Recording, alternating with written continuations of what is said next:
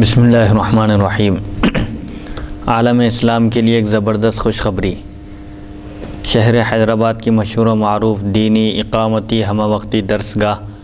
جامعہ انواریہ کے زیر اہتمام قرآن مجید کی تفسیر کے علاوہ حدیث شریف و فقہ کی مشہور و معروف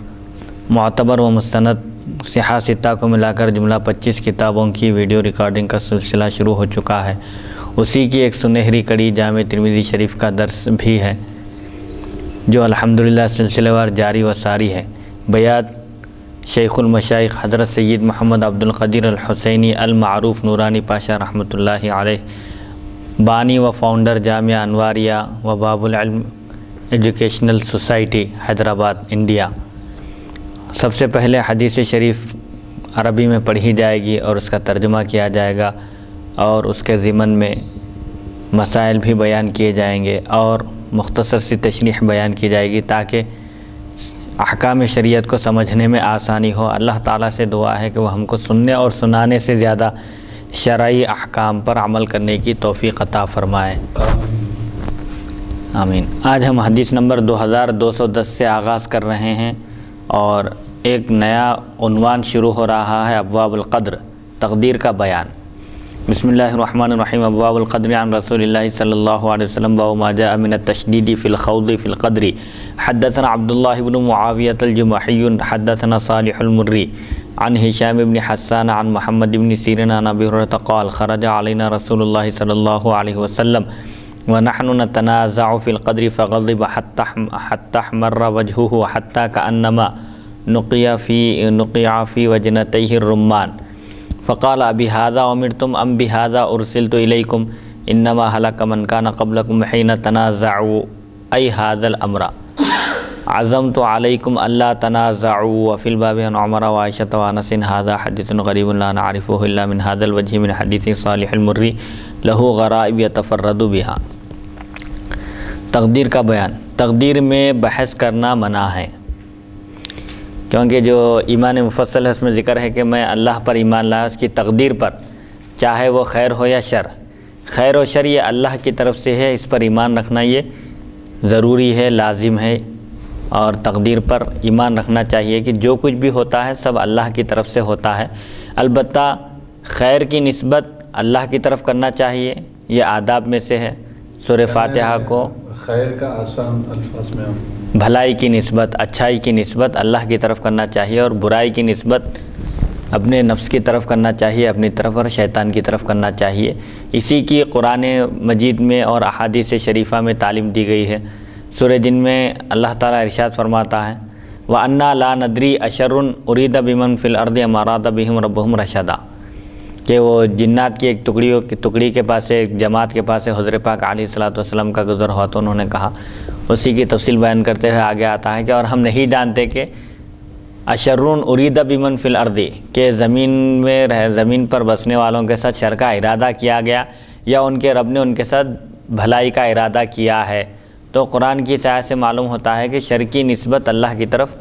نہیں کرنا چاہیے، البتہ بھلائی کی نسبت، خیر کی نسبت، اچھی چیز کی نسبت اللہ کی طرف کرنا چاہیے، اگرچہ کہ شر کا خالق بھی اللہ ہی ہے اور خیر کا خالق بھی اللہ ہی ہے، لیکن نسبت اللہ کی طرف صرف خیر کی کرنا ہے۔ اور اللہ نے بندے کو خیر اور شر کے دونوں راستے بتا دیے، وَهَدَيْنَاهُ النَّجْدَيْنِ، جنت کی طرف جانے والا راستہ بھی اللہ نے واضح کر دیا اور جہنم کی طرف پہنچانے والا راستہ بھی بتا دیا، اور انسان کو عقل دیا کہ تم اپنی عقل کے ذریعے جس راستے کو اختیار کرنا چاہو اختیار کرو۔ تو اللہ تعالیٰ بندوں کا بھی خالق ہے اور ان کے افعال کا بھی خالق ہے۔ تو اہل سنت و جماعت کا طریقہ اور مسلک یہ ہے کہ جو کچھ تقدیر میں لکھا ہوا ہے، بندہ جو کچھ کرنے والا ہے وہ اللہ تعالیٰ نے لکھ دیا ہے سب۔ اور اس سلسلے میں دو فرقے ہیں، ایک فرقہ جو یہ کہتا ہے کہ بندہ مجبور محض ہے، بندے کے اختیار میں کچھ بھی نہیں ہے، بس اللہ نے جو کچھ لکھ دیا ہے اس کے مقدر میں بندہ وہی کرتا ہے، ایک فرقہ یہ کہتا ہے۔ اور ایک فرقہ یہ کہتا ہے کہ بندہ قادر مطلق ہے، جو چاہتا ہے وہ بندہ ہی کرتا ہے، اللہ لکھا بلکہ نہیں کر رہا بندہ، بلکہ بندے کو اختیار ہے، مکمل اختیار کا مالک ہے بندہ اپنے افعال کا خالق خود ہے، یہ کہتے ہیں۔ حالانکہ یہ دونوں مسلک بھی غلط، خود اپنے کاموں کو انجام دینے والا ہے، تقدیر میں جو لکھا ہوا ہے وہ نہیں کر رہا بلکہ اپنے اختیار سے کر رہا ہے جو کچھ بھی۔ تو بہرحال یہ دونوں بھی فرقے گمراہ ہیں، غلطی پر ہیں، اور صحیح طریقہ یہ ہے کہ بندے کا خالق بھی اللہ ہے اور اس کے افعال کا بھی خالق اللہ ہی ہے۔ اللہ نے خیر اور شر کو پیدا کر کے بندے کو عقل عطا فرمائی اور عقل کے ذریعے خیر کا راستہ اختیار کرنے کا اس کو اختیار دیا کہ اپنی عقل کا استعمال کر کے عقل کی رہنمائی کے ذریعے وہ خیر یا شر جو جس راستے کو اختیار کرنا چاہے اختیار کر سکتا ہے۔ قدریہ جبریہ ہاں، قدریہ ایک ہے جو بندے کو قادر کہتے ہیں کہ بندہ خود اختیار رکھتا ہے، قدرت ہے بندے کو اچھائی اور برائی کے کرنے پر، اور ایک فرقہ یہ کہتا ہے کہ بندہ مجبور محض ہے، وہ جبریہ ہے۔ تو حضرت علی رضی اللہ عنہ کے پاس ایک شخص آ کر پوچھا کہ بندہ قادر ہے یا عاجز ہے، مجبور محض ہے یا قادر ہے؟ تو حضرت علی رضی اللہ عنہ نے فرمایا کہ اپنا پیر اٹھاؤ، ایک قدم اٹھاؤ۔ تو وہ شخص اپنا قدم اٹھایا تو حضرت علی رضی اللہ عنہ نے فرمایا اب دوسرا قدم بھی اٹھاؤ۔ تو وہ شخص سمجھ گیا کہ بندہ بالکل مجبور بھی نہیں ہے اور بالکل قادر بھی نہیں ہے، اللہ نے اس کو کچھ قدرت بھی عطا فرمائی ہے اور کچھ مجبور بھی رکھا ہے۔ بہرحال تقدیر میں غور و فکر کرنے سے منع کیا گیا اور تقدیر میں بحث کرنا بھی شرعاً منع ہے۔ حضرت ابو ہریرہ رضی اللہ تعالیٰ عنہ سے مروی ہے رسول اکرم صلی اللہ علیہ وسلم ہمارے پاس تشریف لائے اس حال میں کہ ہم تقدیر کے بارے میں باہم گفتگو کر رہے تھے۔ یہ دیکھ کر آپ صلی اللہ علیہ وسلم غصہ ہو گئے، یہاں تک کہ چہرہ اقدس سرخ ہو گیا، گویا کہ آپ کے مبارک رخساروں پر انار نچوڑ دیا گیا ہے۔ آپ نے فرمایا کیا تمہیں اس بات کا حکم دیا گیا ہے یا اسی بات کے لیے میں تمہاری طرف بھیجا گیا ہوں؟ تم سے پہلے لوگوں نے جب اس بارے میں تقدیر کے بارے میں اختلاف کیا، جھگڑا کیا تو ہلاک ہو گئے۔ میں تمہیں قسم دے کر کہتا ہوں کہ اس بارے میں بحث مت کرو، جھگڑا مت کرو۔ اس باب میں حضرت عمر، عائشہ اور انس رضی اللہ عنہم سے بھی روایات مذکور ہیں۔ یہ حدیث غریب ہے اور ہم اسے صرف اسی سند یعنی صالح مرری کی روایت سے پہچانتے ہیں۔ صالح مرری سے کئی غریب روایات بھی مروی ہیں جن میں وہ متفرد ہیں۔ حضرت پاک علیہ الصلوۃ والسلام ایک مرتبہ باہر تشریف لائے تو آپ نے دیکھا کہ صحابہ کرام تقدیر کے بارے میں بحث کر رہے ہیں، مباحثہ کر رہے ہیں اور اختلاف چل رہا ہے، جھگڑا تقدیر کے بارے میں۔ تو حضرت پاک علیہ الصلوۃ والسلام دیکھ کر غصہ ہو گئے اور چہرہ اقدس انتہائی سرخ ہو گیا، ایسا محسوس ہو رہا تھا جیسے انار کے دانے نچوڑ دیے گئے ہیں، یعنی آپ کے حسن و جمال کی عکاسی کی جا رہی ہے۔ یہاں پر آپ کے حسن و جمال اور خوبصورتی کو بیان کیا جا رہا ہے کہ جب آپ غصہ ہو گئے، غضبناک ہو گئے تو چہرہ انور کا رنگ سرخ ہو گیا، ایسے محسوس ہو رہا تھا جیسے انار کے دانے نچوڑ دیے گئے ہوں، یعنی انتہائی حسین و جمیل آپ نظر آ رہے تھے۔ تو آپ انتہائی غصے میں آ کر صحابہ سے فرمائے کہ کیا تم کو اس بات کا حکم دیا گیا ہے یا میں تمہارے پاس اس لیے بھیجا گیا ہوں کہ تم تقدیر کے بارے میں بحث کرو؟ پھر حضور آگاہ کر دیے، صحابہ کو تنبیہ فرما دیا کہ ہرگز تقدیر کے بارے میں بحث نہیں کرنا، کیونکہ اس سے پہلے امتیں، پچھلی امتیں تقدیر کے بارے میں کلام کرنے کی وجہ سے، گفتگو کرنے کی وجہ سے ہی ہلاک ہو گئی ہیں۔ تقدیر کے بارے میں بہرحال بحث نہیں کرنا ہے، بلکہ اللہ کی ذات سے امید رکھتے ہوئے بندے کو نیک عمل کرنا چاہیے۔ جیسے آگے احادیث میں آئے گا کہ حضرت پاک علیہ الصلوۃ والسلام فرمائے کہ جنتیوں کی اور دوزخیوں کی فہرست تیار ہو چکی ہے، اب نہ کسی میں کمی ہوگی نہ کسی میں زیادتی ہوگی۔ تو ایک صحابی پوچھے افلا نتکل اذن، جب تقدیر میں لکھا ہوا ہے ہم جنتی ہے تو عمل کرنے کی کیا ضرورت؟ جب تقدیر میں لکھا ہوا ہے کہ ہم دوزخی ہیں تو پھر ہم کو عمل کرنے کی کیا ضرورت ہے؟ تو حضرت پاک علیہ الصلوۃ والسلام نے فرمایا کہ نہیں، عمل کرو، عمل کرنا بندے کا کام ہے، کیونکہ ہر ایک کے لیے وہی کام آسان ہے جس کے لیے وہ پیدا کیا گیا ہے۔ کوئی نیکی کے کام کر رہا ہے، آسانی کے ساتھ کر رہا ہے، بغیر کسی دشواری کے، مشکل کے، تو سمجھ لیجئے کہ اس کو نیکی کے لیے پیدا کیا گیا ہے۔ ہر ایک کے لیے وہی عمل آسان ہے جس کے لیے وہ پیدا کیا گیا ہے۔ حدیث نمبر 2211 حدثنا یحیی بن حبیب بن العربی حدثنا المعتمر بن سلیمان حدثنا ابی عن سلیمان العامش عن ابی صالح عن ابی هريرة عن النبي صلی اللہ علیہ وسلم قال احتج آدم وموسى فقال موسى يا آدم انت الذي خلقك الله بيده ونفخ فيك من روحه اغويت الناس واخرجتهم من الجنة قال فقال آدم انت موسى الذي اصطفاك الله بكلامه اتلومني على عمل عملته كتبه الله علي قبل ان يخلق السماوات والارض قال فحج آدم موسى وفی الباب عن عمر وجندب هذا حدیث حسن غریب من هذا الوجه من حدیث سلیمان التیمی عن الأعمش وقد رواه بعض اصحاب الأعمش عن الأعمش عن ابی صالح عن ابی هریرہ عن النبی صلی اللہ علیہ وسلم نحوه وقال بعضهم عن الأعمش عن ابی صالح عن ابی سعید عن النبی صلی اللہ علیہ وسلم وقد روی هذا الحدیث من غیر وجه عن ابی هریرہ عن النبی صلی اللہ علیہ وسلم۔ حضرت ابو ہریرہ رضی اللہ تعالیٰ عنہ رسول اکرم صلی اللہ علیہ وسلم سے روایت کرتے ہیں، عالم ارواح میں حضرت آدم اور حضرت موسیٰ علیہ السلام کا مباحثہ ہوا، مناقشہ ہوا، بحث ہوئی، بات چیت ہوئی۔ حضرت موسیٰ علیہ السلام نے فرمایا، کہا اے آدم علیہ السلام، اللہ تعالیٰ نے آپ کو اپنے دست مبارک سے پیدا فرمایا اور آپ میں اپنی خاص روح پھونکی، پھر آپ کی لغزش کی وجہ سے لوگوں کو جنت سے نکالا گیا۔ نبی اکرم صلی اللہ علیہ وسلم نے ارشاد فرمایا، حضرت آدم علیہ السلام نے حضرت موسیٰ علیہ السلام کو جواب دیتے ہوئے فرمایا کہ اے موسیٰ، آپ وہی ہیں جنہیں اللہ تعالیٰ نے ہم کلامی کے شرف کے ذریعے چن لیا، منتخب فرما لیا۔ کیا آپ مجھے ایسے عمل پر ملامت کرتے ہیں جس کو اللہ تعالیٰ نے آسمانوں اور زمین کی پیدائش سے قبل میرے لیے لکھ دیا تھا؟ رسول اکرم صلی اللہ علیہ وسلم ارشاد فرماتے ہیں، سر حضرت آدم علیہ السلام گفتگو میں، بحث میں حضرت موسیٰ علیہ السلام پر غالب آ گئے۔ اس باب میں حضرت عمر اور جندب رضی اللہ عنہما سے بھی روایت ہے۔ یہ حدیث اسی سند یعنی سلیمان تیمی کے واسطے سے اعمش سے حسن غریب ہے۔ بعض راویوں نے اس روایت کو اعمش ابو صالح اور انہوں نے ابو ہریرہ کے واسطے سے رسول اکرم صلی اللہ علیہ وسلم سے اسی طرح روایت کیا، اور بعض نے اعمش سے اس طرح روایت کیا کہ انہوں نے ابو صالح اور انہوں نے ابو سعید کے واسطے سے رسول اکرم صلی اللہ علیہ وسلم سے روایت کیا۔ یہ حدیث حضرت ابو ہریرہ رضی اللہ تعالیٰ عنہ سے کئی سندوں سے مروی ہے۔ حضرت موسیٰ علیہ السلام اور حضرت آدم علیہ السلام کی ملاقات ہوئی عالم ارواح میں، تو حضرت موسیٰ علیہ السلام ذکر کیا، آپ کے فضائل بیان کیے پہلے کہ اے آدم علیہ السلام، آپ کی ذات گرامی وہ ہے جن کو اللہ تعالیٰ نے اپنے دست قدرت سے پیدا فرمایا اور اپنی خاص روح پھونکی، آپ کو یہ فضائل اور یہ کمالات عطا کیے، لیکن آپ کی لغزش کی وجہ سے لوگوں کو جنت کے باہر نکال دیا گیا۔ تو اللہ تعالیٰ کی یہ حکمت اور مصلحت تھی، کیونکہ اللہ تعالیٰ نے حضرت آدم علیہ السلام کی تخلیق سے پہلے فرما دیا تھا کہ میں تمہیں زمین میں خلیفہ بنانا چاہتا ہوں، جیسا کہ سورہ بقرہ میں اللہ تعالیٰ ارشاد فرماتا ہے، اور آپ یاد کیجیے اس وقت کو جب کہ آپ کے رب نے فرشتوں سے فرمایا کہ میں زمین میں خلیفہ بنانا چاہتا ہوں۔ تو چونکہ آدم علیہ السلام کو زمین پر بھیجنا مقصود تھا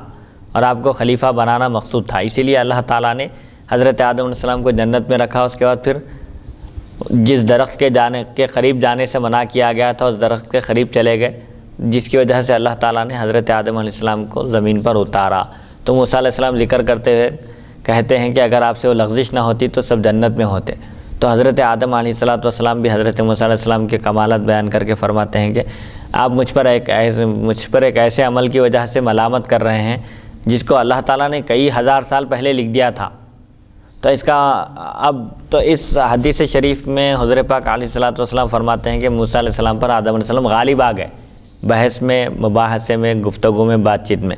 کہ بھئی یہ اللہ تعالیٰ نے لکھ دیا تھا، یہ تقدیر میں لکھا ہوا تھا، اور تقدیر میں جو لکھا ہوا ہے وہ ہو کر ہی رہتا ہے، اس میں کسی قسم کی تبدیلی ہرگز نہیں ہو سکتی۔ تقدیر کی قسمیں بیان کی گئی کہ تقدیر مبرم ہے، اٹل تقدیر جو ہے، جس میں کسی قسم کی کمی اور زیادتی نہیں ہو سکتی، وہ تقدیر الہی ہے، تقدیر مبرم جو اللہ تعالیٰ کے علم میں ہے، کیونکہ اللہ تعالیٰ کا علم نہیں بدل سکتا۔ البتہ ایک تقدیر معلق ہے۔ تقدیر معلق کا مطلب یہ ہے کہ اللہ تعالیٰ اس میں لکھ دیتا ہے کہ بندہ اگر فلاں نیک عمل کرے گا، صدقہ اور خیرات کرے گا تو اس پر یہ آفت آنے والی ہے، وہ ٹل جائے گی، یہ مصیبت اس کی دور ہو جائے گی۔ یہ تقدیر معلق ہے۔ تقدیر کو صرف دعا ہی بدل سکتی ہے، آگے حدیث میں آ رہا ہے۔ لہٰذا بندے کو چاہیے کہ وہ اللہ تعالیٰ کہ خیر اور شر پر ایمان رکھے، اس کی طرف سے جو کچھ بھی ہوتا ہے اللہ ہی کی طرف سے ہوتا ہے، اس بات کا یقین کامل رکھے اور نیک اعمال کرتے رہے، کیونکہ نیک اعمال کرنے سے نہیں روکا گیا، بلکہ حضور فرمائے، ایک صحابی جب عرض کیا کہ جب جنتیوں کی فہرست بن چکی ہے، دوزخیوں کی فہرست بن چکی ہے، یہ طے شدہ امر ہے کہ اتنے جنتی ہیں اور اتنے دوزخی ہیں، تو پھر عمل کرنے کی کیا ضرورت، بھروسہ کر کے بیٹھ جانا چاہیے۔ جنتی ہے تو بغیر عمل کے بھی جنت میں چلے جائیں گے، دوزخی ہے تو عمل کر کے بھی دوزخ میں جائیں گے۔ تو حضور فرمایا ایسا نہیں ہے، بلکہ عمل کرتے رہو، بندے کا کام ہے عمل کرنا، اور اللہ کا کام ہے اس کو توفیق دینا نیکی کی۔ تو بہرحال اس حدیث شریف کا خلاصہ بھی یہی ہے کہ تقدیر کے بارے میں بحث مباحثہ نہیں کرنا چاہیے، بلکہ جہاں تک ہو سکے بندے کو چاہیے کہ وہ نیک اعمال اختیار کرے، اور نیکی کی نسبت، خیر کی نسبت اگر اپنی ذات سے کوئی اچھا کام ہو رہا ہے، دین کی خدمت ہو رہی ہے یا کسی بھی قسم کا نیکی کا کام ہو رہا ہے، تو یہ کہے کہ یہ اللہ کی توفیق سے ہے، اس کی مدد سے ہے، ورنہ میری کوئی حیثیت نہیں۔ اگر کوئی شر صادر ہو جائے، برائی صادر ہو جائے، کوئی گناہ کا کام ہو جائے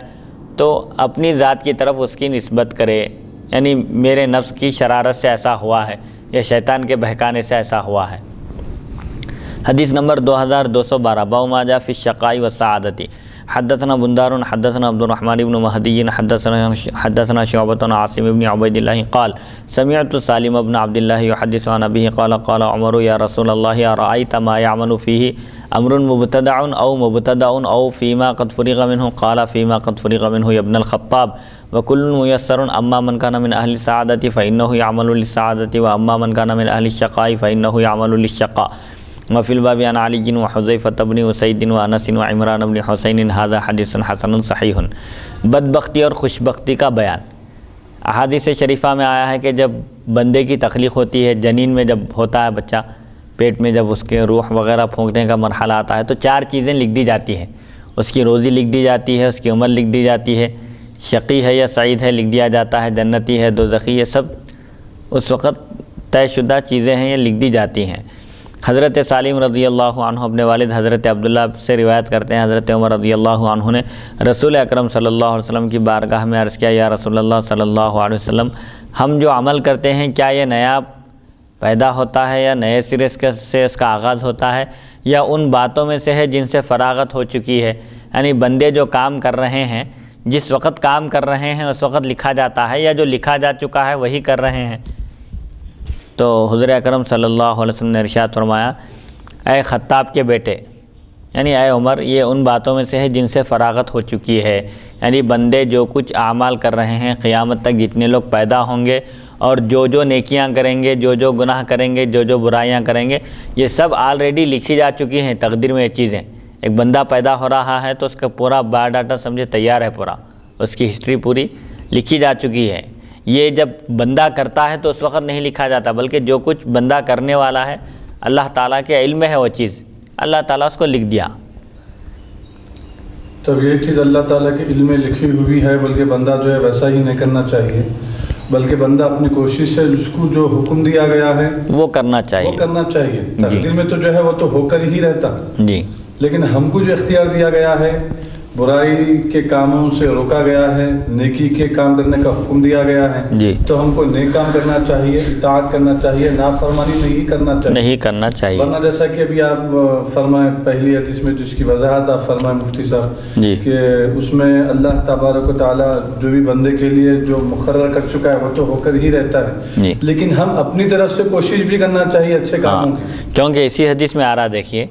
کہ حضرت عمر رضی اللہ عنہ جب حضور اکرم صلی اللہ علیہ وسلم سے پوچھے کہ بندہ کرنے کے بعد لکھا جاتا ہے یا جو لکھا جا چکا ہے وہی کر رہا ہے، تو آپ نے فرمایا کہ جو لکھا جا چکا ہے وہی کر رہا ہے، اور بندہ جو کرنے والا تھا اللہ نے وہی لکھا ہے، کیونکہ اللہ کے علم میں ہے وہ بندے کیا کام کرنے والے ہیں، کیسے اعمال کرنے والے ہیں، اللہ تعالیٰ کے علم میں ہے، اسی کو اللہ نے لکھ دیا ہے۔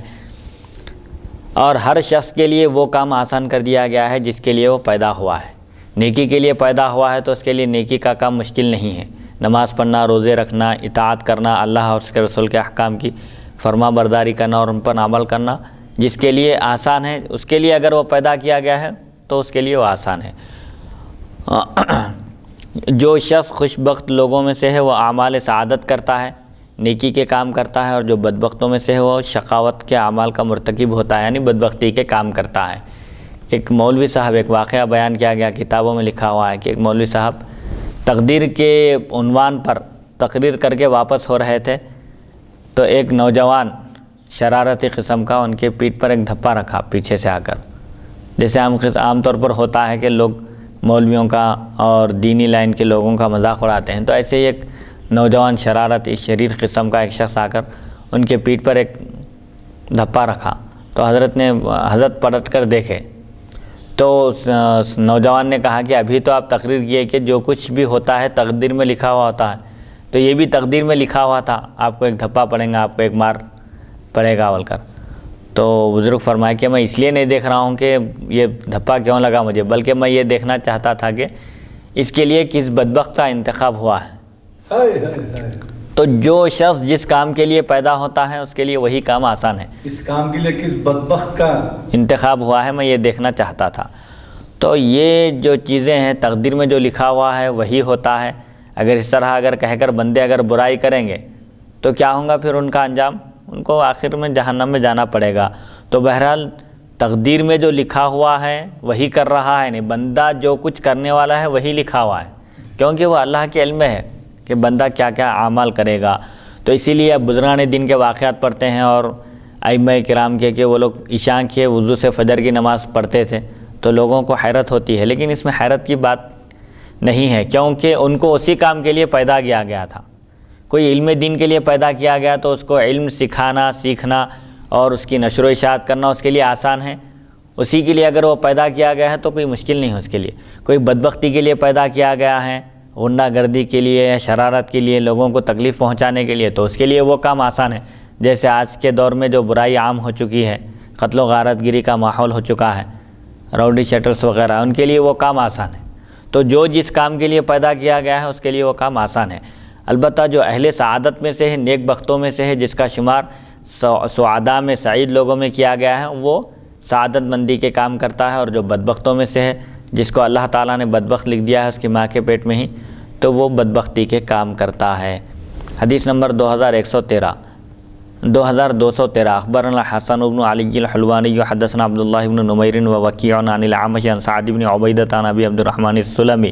عن علی قال بینما نحن مع رسول اللہ صلی اللہ علیہ وسلم وهو ينكث في الارض اذ رفع رأسه الى السماء ثم قال ما منكم من احد الا قد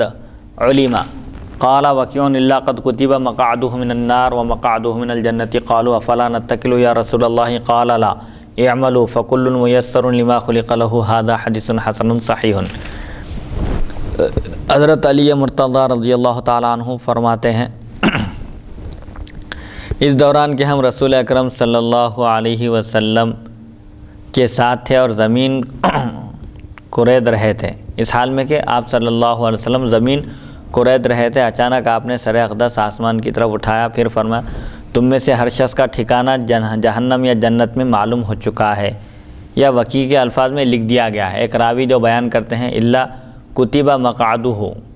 مگر اس کا ٹھکانہ لکھ دیا گیا ہے کہ وہ جنتی ہے یا دوزخی ہے، ہر ایک کا فیصلہ ہو چکا ہے۔ صحابہ کرام نے عرض کیا یا رسول اللہ کیا ہم توکل نہ کر لیں؟ جب ایسی ہی بات ہے تو ہم بے نیاز ہو کر نہ بیٹھ جائیں، یعنی عمل سے بے نیاز ہو جانا چاہیے کیا؟ پوچھے صحابہ، کیا ہم عمل سے بے نیاز ہو جائیں؟ یعنی جب جنتی ہیں تو عمل کرنے کی کیا ضرورت ہے؟ کسی بھی صورت میں جنت میں چلے جائیں گے، اور دوزخی ہیں تو عمل کر کے بھی کیا فائدہ؟ دوزخ میں جب جانا ہی ہے تو بغیر عمل کرے کے چلے جائیں گے۔ تو حضور کیا فرمایا؟ نہیں، آپ نے فرمایا نہیں، بلکہ عمل کرو، عمل کرتے رہو، عمل کا سلسلہ جاری رکھو، ہر شخص کے لیے وہی کام، وہی عمل آسان کر دیا گیا ہے جس کے لیے اسے پیدا کیا گیا ہے۔ یہ حدیث حسن صحیح ہے۔ کوئی جنت کے لیے پیدا کیا گیا ہے، جنتی ہے، تو اس کے لیے جنت کے کام آسان ہیں، نماز پڑھنا آسان ہے، روزہ رکھنا آسان ہے، صاحب استطاعت ہے تو زکوٰۃ دینا آسان ہے، دل میں کوئی تنگی محسوس نہیں کرتا۔ اور اگر کوئی دوزخ کے کاموں کے لیے دوزخی ہے، دوزخ کے کام اس کے لیے آسان ہے، قتل و غارت گری کرنا، غیبت کرنا، چغلی کرنا، کسی کو تکلیف پہنچانا، مسلمانوں کو نقصان پہنچانا۔ اگر کوئی جہنمی ہے تو اس کے لیے جہنم کے کام آسان ہیں۔ تو بہرحال انسان کو عمل کرتے رہنا چاہیے، نیک عمل کرتے ہوئے اللہ کی ذات سے امید رکھنی چاہیے۔ اس حدیث شریف کا خلاصہ بھی یہی ہے کہ تقدیر میں جو کچھ لکھا ہوا ہے لہذا اسی پر ہم بھروسہ کر کے بیٹھ جائیں گے، ایسا نہیں کرنا چاہیے، بلکہ اپنی حد تک اپنے سے جتنا ہو سکتا ہے اتنی کوشش بندے کو ضرور کرنی چاہیے، نیک اعمال کی طرف رغبت رکھنا چاہیے تاکہ اس کا بھی شمار صالحین میں ہو، اور صالحین کی برکت سے اللہ تعالیٰ اسے جنت میں داخل کرے۔ حدیث نمبر 2214 باب ما جاء ان الاعمال بالخواتم حدثنا حناد حدثنا ابو معاویہ عن الاعمش عن زید بن وهب عن عبد الله بن مسعود قال حدثنا رسول الله صلی اللہ علیہ وسلم وهو صادق المصدوق وان احدكم يجمع خلقه في بطن امه في 40 يوما ثم يكون علقة مثل ذلك ثم يكون مضغة مثل ذلك ثم يرسل الله اليه الملك فينفخ فيه روحا ويؤمر ب40 يكتب رزقه واجله وعمله وشقي او سعيد فوالذي لا اله غيره ان احدكم لا يعمل بعمل اهل الجنة حتى ما یکون بینہ و بینہا الا ذراع ثم یسبق علیہ الکتاب فیختم لہ بعمل اہل الجنۃ فیدخلها ھذا حدیث حسن صحیح۔ حضرت عبداللہ بن مسعود رضی اللہ عنہ فرماتے ہیں، اچھا یہ عنوان ہے، اعمال کا اعتبار خاتمے پر ہے، اسی لیے خاتمہ اچھا ہونا چاہیے، انسان کا حسن خاتمہ ہونا چاہیے، ایمان پر خاتمہ ہونا چاہیے، اور اسی کا اعتبار ہے۔ انما الاعمال بالخواتیم، خاتمہ جس پر ہوا اس کا اعتبار ہے۔ کسی کا خاتمہ ایمان پر ہوا الحمدللہ وہ مومن ہے، اگر خدا نخواستہ کوئی مومن رہ کر اس کا خاتمہ کفر پر ہوا تو وہ کافر ہے، پھر دائمی جہنمی رہے گا، دائمی جہنمی رہے گا۔ اگر کوئی کافر ہے شروع سے ہی مرا بھی کفر پر تو کافر ہی ہے وہ، لیکن اگر مرنے سے پہلے اس کو ایمان کی توفیق ہو گئی، ایمان لا لیا تو پھر وہ مومن ہے، یہ ہے۔ اسی لیے حسن خاتمے کی دعا کرنا چاہیے۔ حضرت سیدنا عبداللہ شاہ صفی اللہ رحمۃ اللہ علیہ محدث دکن فرماتے ہیں کہ خاتمہ ایمان پر ہونے کے لیے ہر ایک مومن کو چاہیے کہ وہ عصر کی 4 رکعت سنت غیر مؤکدہ ہے، جس کا عام طور پر اہتمام نہیں کیا جاتا، عوام تو عوام، خواص بھی اس کا اہتمام نہیں کرتے اکثر، تو عصر کی 4 رکعت سنت کا اہتمام کرنا چاہیے، اور اولیاء کرام کی زیارت کرنا چاہیے۔ بزرگان دین اور صالحین کی زیارت کرنے سے بھی خاتمہ ایمان پر ہوتا ہے۔ اور خاتمہ خراب ہونے کی صورت کیا ہے؟ بزرگان دین کی توہین، ان کی بے حرمتی کرنے سے خاتمہ ایمان پر نہیں ہوتا۔ تو بہرحال بزرگان دین، صالحین اور اولیاء کرام کی تعظیم کرنی چاہیے، ان کا احترام کرنا چاہیے، ان کی تعلیمات کو اپنانا چاہیے، اور عصر کی 4 رکعت سنت کا بھی اہتمام کرنا چاہیے۔ ان چیزوں کی برکت سے اللہ تعالیٰ ایمان پر خاتمہ فرمائے گا، اور یہ بہت اہم چیز ہے۔ اسی لیے ایک بزرگ سے ایک بوڑھی عورت نے جب پوچھا کہ آپ کی داڑھی بہتر ہے یا بیل کی دم، غالباً ایسا واقعہ میرے ذہن میں آ رہا ہے کہ جب پوچھا گیا ایک بزرگ سے کہ آپ کی داڑھی بہتر ہے یا ایک گائے کی دم، تو حضرت نے فرمایا کہ اگر میرا خاتمہ ایمان پر ہوا تو سمجھو کہ میری داڑھی بہتر ہے، اور اگر میرا خاتمہ خدا نخواستہ ایمان پر نہیں ہوا تو سمجھو کہ وہ گائے بہتر ہے، وہ گائے کی دم بہتر ہے۔ تو ایمان پر خاتمہ یہ ایک مومن کے لیے ایک بنیادی اور اہم چیز ہے، اس کے بغیر آخرت کی نعمتوں کا، جنت کی نعمتوں کا تصور بھی نہیں کیا جا سکتا۔ ایک بہت بڑے مفسر متکلم حضرت سیدنا امام راضی رحمۃ اللہ علیہ، جن کی ایک بہت بڑی تفسیر ہے تفسیر کبیر، فلسفی علوم میں بھی انتہائی ماہر تھے۔ ایک مرتبہ خیال آیا کہ نجم الدین کبریٰ رحمۃ اللہ علیہ کی بارگاہ میں حاضر ہو کر میں ان کے ہاتھ پر بیعت کروں، تو اس نیت سے اب حضرت نجم الدین کبریٰ رحمۃ اللہ علیہ کی خدمت میں حاضر ہوئے۔ تو حضرت نجم الدین کبریٰ رحمۃ اللہ علیہ نے ان کے پاس جو ظاہری علوم تھے، خاص طور پر عقلی علوم، ان کو نکال کر آپ روحانی علوم کا ان کو وارث اور اس کا مالک بنانا چاہتے تھے۔ تو حضرت امام راضی رحمۃ اللہ علیہ آپ کی بارگاہ میں بیٹھے ہوئے تھے، تو اس دوران امام راضی رحمۃ اللہ علیہ نے دیکھا کہ کانوں سے دھواں نکل رہا ہے، کوئی ایسی چیز ان کو محسوس ہو رہی ہے جو ان کے کانوں سے نکل رہی ہے۔ تو فوراً حضرت نجم الدین کبریٰ رحمۃ اللہ علیہ سے آپ نے سوال کیا، پوچھا کہ کیا چیز میرے کانوں سے نکل رہی ہے؟ تو نجم الدین کبریٰ رحمۃ اللہ علیہ نے فرمایا کہ یہ ظاہری علوم ہے، عقلی علوم ہے، فلسفیانہ علوم جو آپ نے سیکھے ہیں، میں ان کو نکال کر باطنی علوم آپ کو عطا کر رہا ہوں۔ تو حضرت امام راضی رحمۃ اللہ علیہ نے عرض کیا کہ حضرت میں نے بڑی محنت سے یہ علوم حاصل کیے ہیں، اور اپنی پوری زندگی ان علوم کو حاصل کرنے کے لیے میں نے وقف کر دی تھی، اور میں نہیں چاہتا کہ میرا یہ علم ضائع ہو جائے، لہٰذا آپ سے درخواست ہے کہ آپ مجھے اپنا مرید نہ بنائیں، مجھے اپنی اسی حالت پر رہنے دیں۔ تو حضرت نجم الدین کبریٰ رحمۃ اللہ علیہ نے فرمایا اچھی بات ہے، ٹھیک ہے۔ تو حضرت امام راضی رحمۃ اللہ علیہ مرید نہیں ہوئے، واپس ہو گئے، اور امام راضی رحمۃ اللہ علیہ نے اللہ کی وحدانیت پر، اللہ کے ایک ہونے پر 360 دلیلیں قائم کی تھی۔ اللہ ایک ہے، اس کی دلیل یہ ہے، اللہ ایک ہے، اس کی دوسری دلیل یہ ہے، تیسری دلیل یہ ہے، ایسے اس طرح انہوں نے 360 دلائل قائم کیے تھے۔ لیکن جب ان کے انتقال کا وقت قریب آیا، اور شیطان پوری کوشش کرتا ہے جب ایک مومن کا انتقال ہوتا ہے تو شیطان یہ چاہتا ہے کہ وہ اس کا خاتمہ خراب کرے اور ایمان سے اس کو ہٹا دے۔ تو اس وقت شیطان پہنچ گیا اور امام راضی رحمۃ اللہ علیہ سے پوچھا کہ اللہ ایک ہے، کیا دلیل ہے؟ امام راضی رحمۃ اللہ علیہ پہلی دلیل دیے، شیطان وہ دلیل توڑ دیا، کاٹ دیا، اس دلیل کا جواب دے دیا کہ آپ کی یہ دلیل کمزور ہے۔ اسی طرح شیطان نے ان کے 360 دلائل پورے ختم کر دیے، ہر دلیل کا جواب دے کر ان کی دلیل کو کاٹ دیا، ان کو لاجواب کر دیا۔ اب روح قبض ہونے والی ہے، روح نکلنے والی ہے، اور اللہ کی وحدانیت کے پورے دلائل دے دیا، اور شیطان پورے دلائل کو ان کے ختم کر دیا، کاٹ دیا، ہر دلیل کا جواب دے دیا۔ تو اس وقت حضرت نجم الدین کبریٰ رحمۃ اللہ علیہ وضو فرما رہے تھے، آپ پر یہ حالت کشف منکشف ہو گئی ان کی، امام راضی رحمۃ اللہ علیہ کی حالت بذریعہ کشف آپ کو معلوم ہو گئی کہ ان کا انتقال ہونے والا ہے اور شیطان ان کا خاتمہ خراب کرنے والا ہے، ایمان سے ہٹانے کی کوشش میں ہے۔ تو آپ لوٹے کا پانی، غالباً لوٹے کا پانی پھینک کر آپ فرمایا کہ اے راضی تم یہ کیوں نہیں کہتے کہ میں اللہ کو بلا دلیل ایک مانتا ہوں۔ جیسے ہی ان کے کانوں میں آواز پہنچی فوراً انہوں نے شیطان سے کہا کہ میں اللہ کو بغیر دلیل کے ایک مانتا ہوں، وہ واحد ہے، اس کا کوئی شریک نہیں ہے، یہ کہے اور آپ کی روح قبض ہو گئی۔ سبحان اللہ سبحان اللہ۔ تو اصل اعتبار ایمان پر خاتمہ ہونا ہے، خاتمہ اگر ایمان پر ہوا تو وہ مومن ہے، اور خدا نخواستہ اگر کفر پر خاتمہ ہوا تو وہ دائمی جہنمی ہے۔ تو یہاں اس واقعے سے یہ نصیحت ملتی ہے کہ بزرگان دین کے پاس جانے کا کچھ نہ کچھ فائدہ ضرور ہوتا ہے، دنیاوی فائدہ بھی ہوتا ہے، اخروی فائدہ بھی ہوتا ہے، اور اصل تزکیہ نفس کے لیے حاضر ہونا ہے، دنیاوی اغراض کے لیے حاضر نہیں ہونا ہے بزرگان دین کی بارگاہ میں، بلکہ اپنی اصلاح کے لیے حاضر ہونا ہے، اپنی آخرت سنوارنے کے لیے حاضر ہونا ہے، اللہ اور اس کے رسول کو خوش کرنے کے لیے حاضر ہونا ہے۔ حضرت امام راضی رحمۃ اللہ علیہ جو اپنے وقت کے زبردست جید عالم دین تھے، اس کے باوجود ایک صوفی بزرگ کی مدد سے ان کا خاتمہ ایمان پر ہوا۔ 360 دلائل قائم کرنے کے باوجود شیطان ہر دلیل کو ان کی کاردیا ختم کر دیا، ہر دلیل کا جواب دے دیا تھا۔ خدا نخواستہ نجم الدین کبریٰ رحمۃ اللہ علیہ کی توجہ ان کی طرف نہ ہوتی تو وہ دنیا سے کفر کی حالت میں جاتے، تو نجم الدین کبریٰ رحمۃ اللہ علیہ نے ان کو کفر پر مرنے سے بچا لیا، کفر پر انتقال ہونے سے ان کی حفاظت فرمائی۔ یہ بزرگان دین کے پاس جانے کا فائدہ ہوتا ہے۔ تو بہرحال اصل اعتبار خاتمے کا ہے کہ بندے کا خاتمہ جس پر ہو اس کا اعتبار کیا جائے گا۔ پوری زندگی کفر میں گزری لیکن انتقال سے پہلے اللہ کی مدد اور اس کی توفیق سے اس کو ایمان نصیب ہو گیا تو وہ اللہ کے پاس مومن ہے اور اس کا بڑا مقام ہے۔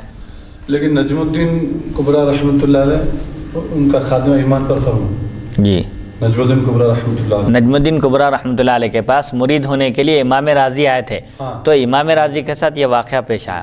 تو آپ نے ان کی مدد فرمائی۔ لیکن جو چیز ان کے کانوں کے ذریعے وہ نکل رہی تھی اور روحانی جو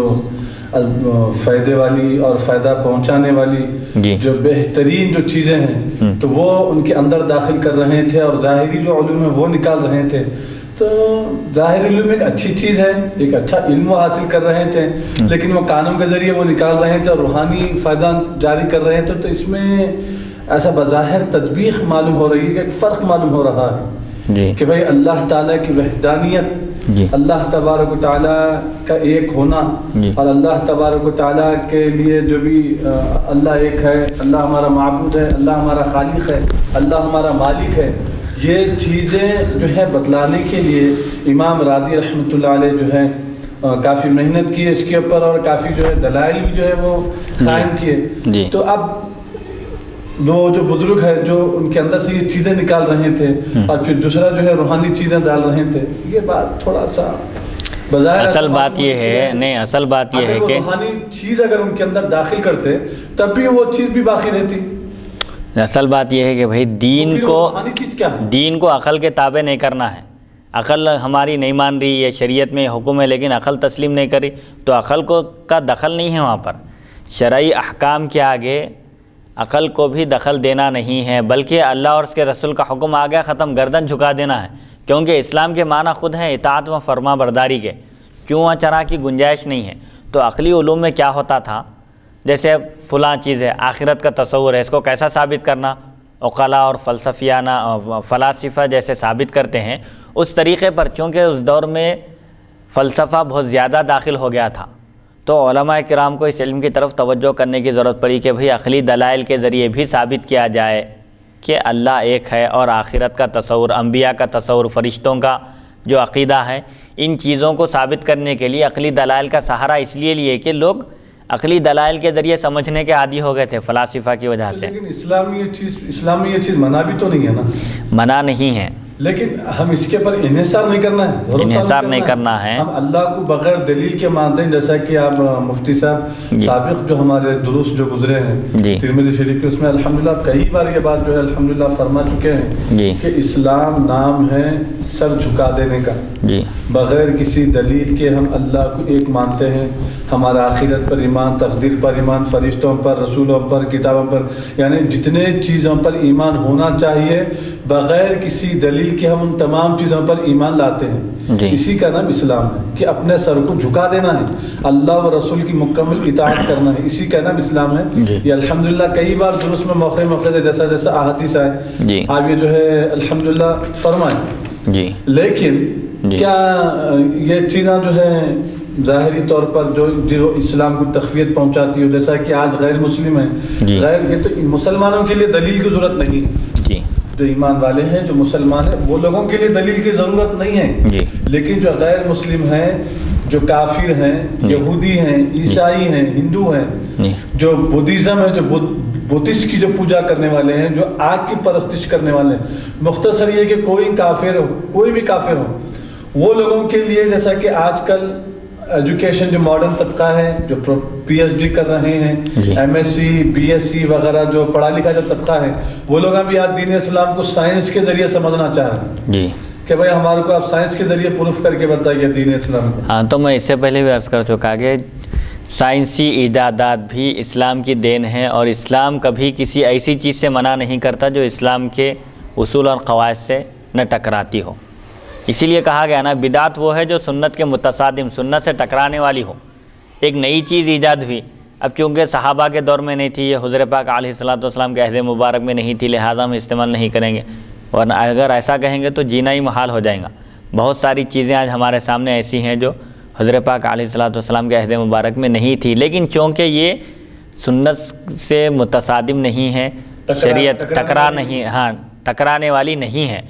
اصول شریعت کے خلاف نہیں جا رہی ہیں. آج سائنسی ایجادات کی وجہ سے لوگوں کا یقین اور پختہ ہو رہا ہے. یعنی جو چیزیں پہلے سمجھ میں نہیں آتی تھی آج وہ آسانی سے سمجھ میں آ رہی ہیں. اب جیسے اولیاء کرام کرامات وغیرہ ہیں، اس سے اور تقویت مل رہی ہے دین اسلام کو کہ بھئی حضور پاک علیہ الصلوۃ والسلام کے صحابہ کرام، جیسے حضرت عمر رضی اللہ عنہ، ساریہ رضی اللہ عنہ، جو 1000 کلومیٹر کے فاصلے پر میدان جنگ میں ہے، جنگ لڑ رہے ہیں. جمعہ کے دن حضرت عمر رضی اللہ عنہ ممبر رسول پر آپ خطبہ دے رہے ہیں مسجد نبوی میں، تو ممبر پر سے دوران خطبہ آپ کہتے ہیں یا ساریۃ الجبل. تو یہ کتابوں میں یہ چیز محفوظ ہے. وہ صحابی آپ کی آواز سنے، آپ اتنی دور سے جنگ کا نقشہ ملاحظہ کیے اور ان کی رہبری کی، ان کی مدد کیے، ان کی امداد بھی کر رہے ہیں وہاں سے. یا ساریۃ الجبل، خلیفہ دوم حضرت عمر بن خطاب رضی اللہ عنہ یا ساریۃ الجبل کہے تو پہاڑ کی پناہ میں آ گیا، یعنی پہاڑ کو اپنے پیچھے لے لیے، پہاڑ کے قریب آ کر لڑے تو دشمنوں پر ان کو فتح حاصل ہوئی. تو 1000 کلومیٹر کے فاصلے سے حضرت عمر کی آواز سنے. تو آج کی دنیا یقین نہیں کرتی تھی ان چیزوں کو. موبائل فون کے ذریعے وہ چیز سمجھنے میں آسانی ہوگی. ہزاروں کلومیٹر کے فاصلے پر ہے، وائرلیس موبائل ہے، کوئی کنیکشن بھی نہیں ہے، بس بیٹھے بیٹھے اب امریکہ میں کوئی آپ کے دوست ہیں یا رشتہ دار ہیں، دوست احباب، ان سے فون پر بات کر رہے ہیں. انقطاع بھی نہیں ہے اس میں، ڈسکنیکٹ بھی نہیں ہو رہا ہو. تو کنیکشن یہ روحانی کنیکشن تھا ان کا. یہ جو ہے ظاہری مادی جو ترقی ہو چکی ہے، ان کی روحانی ترقی تھی وہ. تو روحانی ترقی کے ذریعے یہ کرامات کا تو انکار نہیں کیا جا سکتا. ان چیزوں کو سمجھنے میں مدد مل رہی ہے سائنس کے ذریعے. البتہ اگر سائنس اسلام کے اصول اور قواعد کے خلاف جائے تو وہ ناقابل قبول ہے. جو چیز بھی دین اسلام میں ایجاد کی جائے اور وہ شریعت سے ٹکرا رہی ہو تو وہ مردود ہے، اس کو قبول نہیں کیا جائے گا. جیسا کہ اس سے پہلے میں ذہن سے نکل گیا، میرے ماں کے پیٹ میں جو ہے، جیسے قرآن مجید کی آیت ہے، اللہ تعالیٰ ارشاد فرماتا ہے کہ سوائے میرے کوئی نہیں جانتا کہ عورت کے رحم میں مطلب پیٹ میں کیا، کچھ ایسا فرماتا ہے. جی، وَيَعْلَمُ مَا فِي الْأَرْحَامِ. 5 چیزیں ایسی ہیں جن کا علم صرف اللہ تعالیٰ کو ہے. ایک قیامت کا علم ہے اور ایک ما فی الارحام. لیکن یہ چیزیں، اس کا مطلب بیان کیا علماء کرام کے، خود سے نہیں جان سکتا بندہ. البتہ اللہ تعالیٰ اگر کسی کو بتا دے، اپنے فضل و کرم سے کسی کو یہ علم عطا کر دے تو وہ بتا سکتا ہے. جیسا کہ ما فی الارحام کا علم حضرت ابوبکر صدیق رضی اللہ عنہ اپنے وصال کے وقت غالباً حضرت عائشہ صدیقہ رضی اللہ عنہ سے فرمائے تھے کہ حضرت ابوبکر صدیق رضی اللہ عنہ کی دوسری زوجہ کو ایک لڑکی یا لڑکا ہونے والا تھا آپ کے وصال سے پہلے. اس وقت پیٹ میں تھے، تو حضرت فرمائے تھے، نشاندہی کیے تھے وہ لڑکا ہے یا لڑکی. تو یہ مافل ارحام کا علم بزرگان دین بھی فرماتے تھے نا حضرت ابوبکر صدیق نے کیا فرمایا کہ بھائی میری جو میراث ہے اس میں آپ کا اتنا حصہ ہے، اور آپ کی بہن یا بھائی، بہرحال جو بھی تھے ذہن میں نہیں ہے میرے، لڑکا یا لڑکی کچھ تولد ہونے والی تھی تو نشاندہی کیے تولد ہونے سے پہلے، ابھی ڈیلیوری نہیں ہوئی، اس سے پہلے آپ فرما دیا کہ ان کا بھی اس میں حصہ ہے، بلکہ فرمائے. تو اس سے یہ معلوم ہوتا ہے کہ اللہ تعالیٰ اپنے محبوب اور مقرب بندوں کو ان چیزوں کا علم بھی عطا فرماتا تھا. حضرت بانی جامع رحمۃ اللہ علیہ کی والدہ کو بھی اولاد نہیں ہوئی تو آپ ایک بزرگ کی خدمت میں تحفہ بھیجیں، کوئی چیز ہدیہ بھیجی کھانے کی، اور عرض کی کہ آپ دعا فرمائیے کہ مجھے اولاد ہو. تو آپ فرمائیں کہ ایک لڑکا ہوگا جو حافظ قرآن ہوگا اور محافظ علوم فرقان ہوگا، فرمائیں. تو ایک ایسی چیز کی خوشخبری دے رہے ہیں، لڑکا ہوگا نہیں ہوگا یہ اللہ کے علم میں ہے چیز، کوئی کسی میں نہیں. ایک تو یہ اولاد کی خوشخبری دے رہے ہیں، اور پھر نرینہ اولاد کی کہ بھئی ایک لڑکا ہوگا فرما رہے ہیں. تو اس کا مطلب یہ ہوا کہ اللہ تعالیٰ اپنے محبوب اور مقرب بندوں کو یہ علم عطا فرماتا ہے کہ وہ ان چیزوں کی خبر دیتے ہیں، ان چیزوں کا بھی ان کو علم اللہ کی جانب سے عطا کیا جاتا ہے، خود سے نہیں جانتے. اہل سنت و جماعت یہی کہتے ہیں کہ بھئی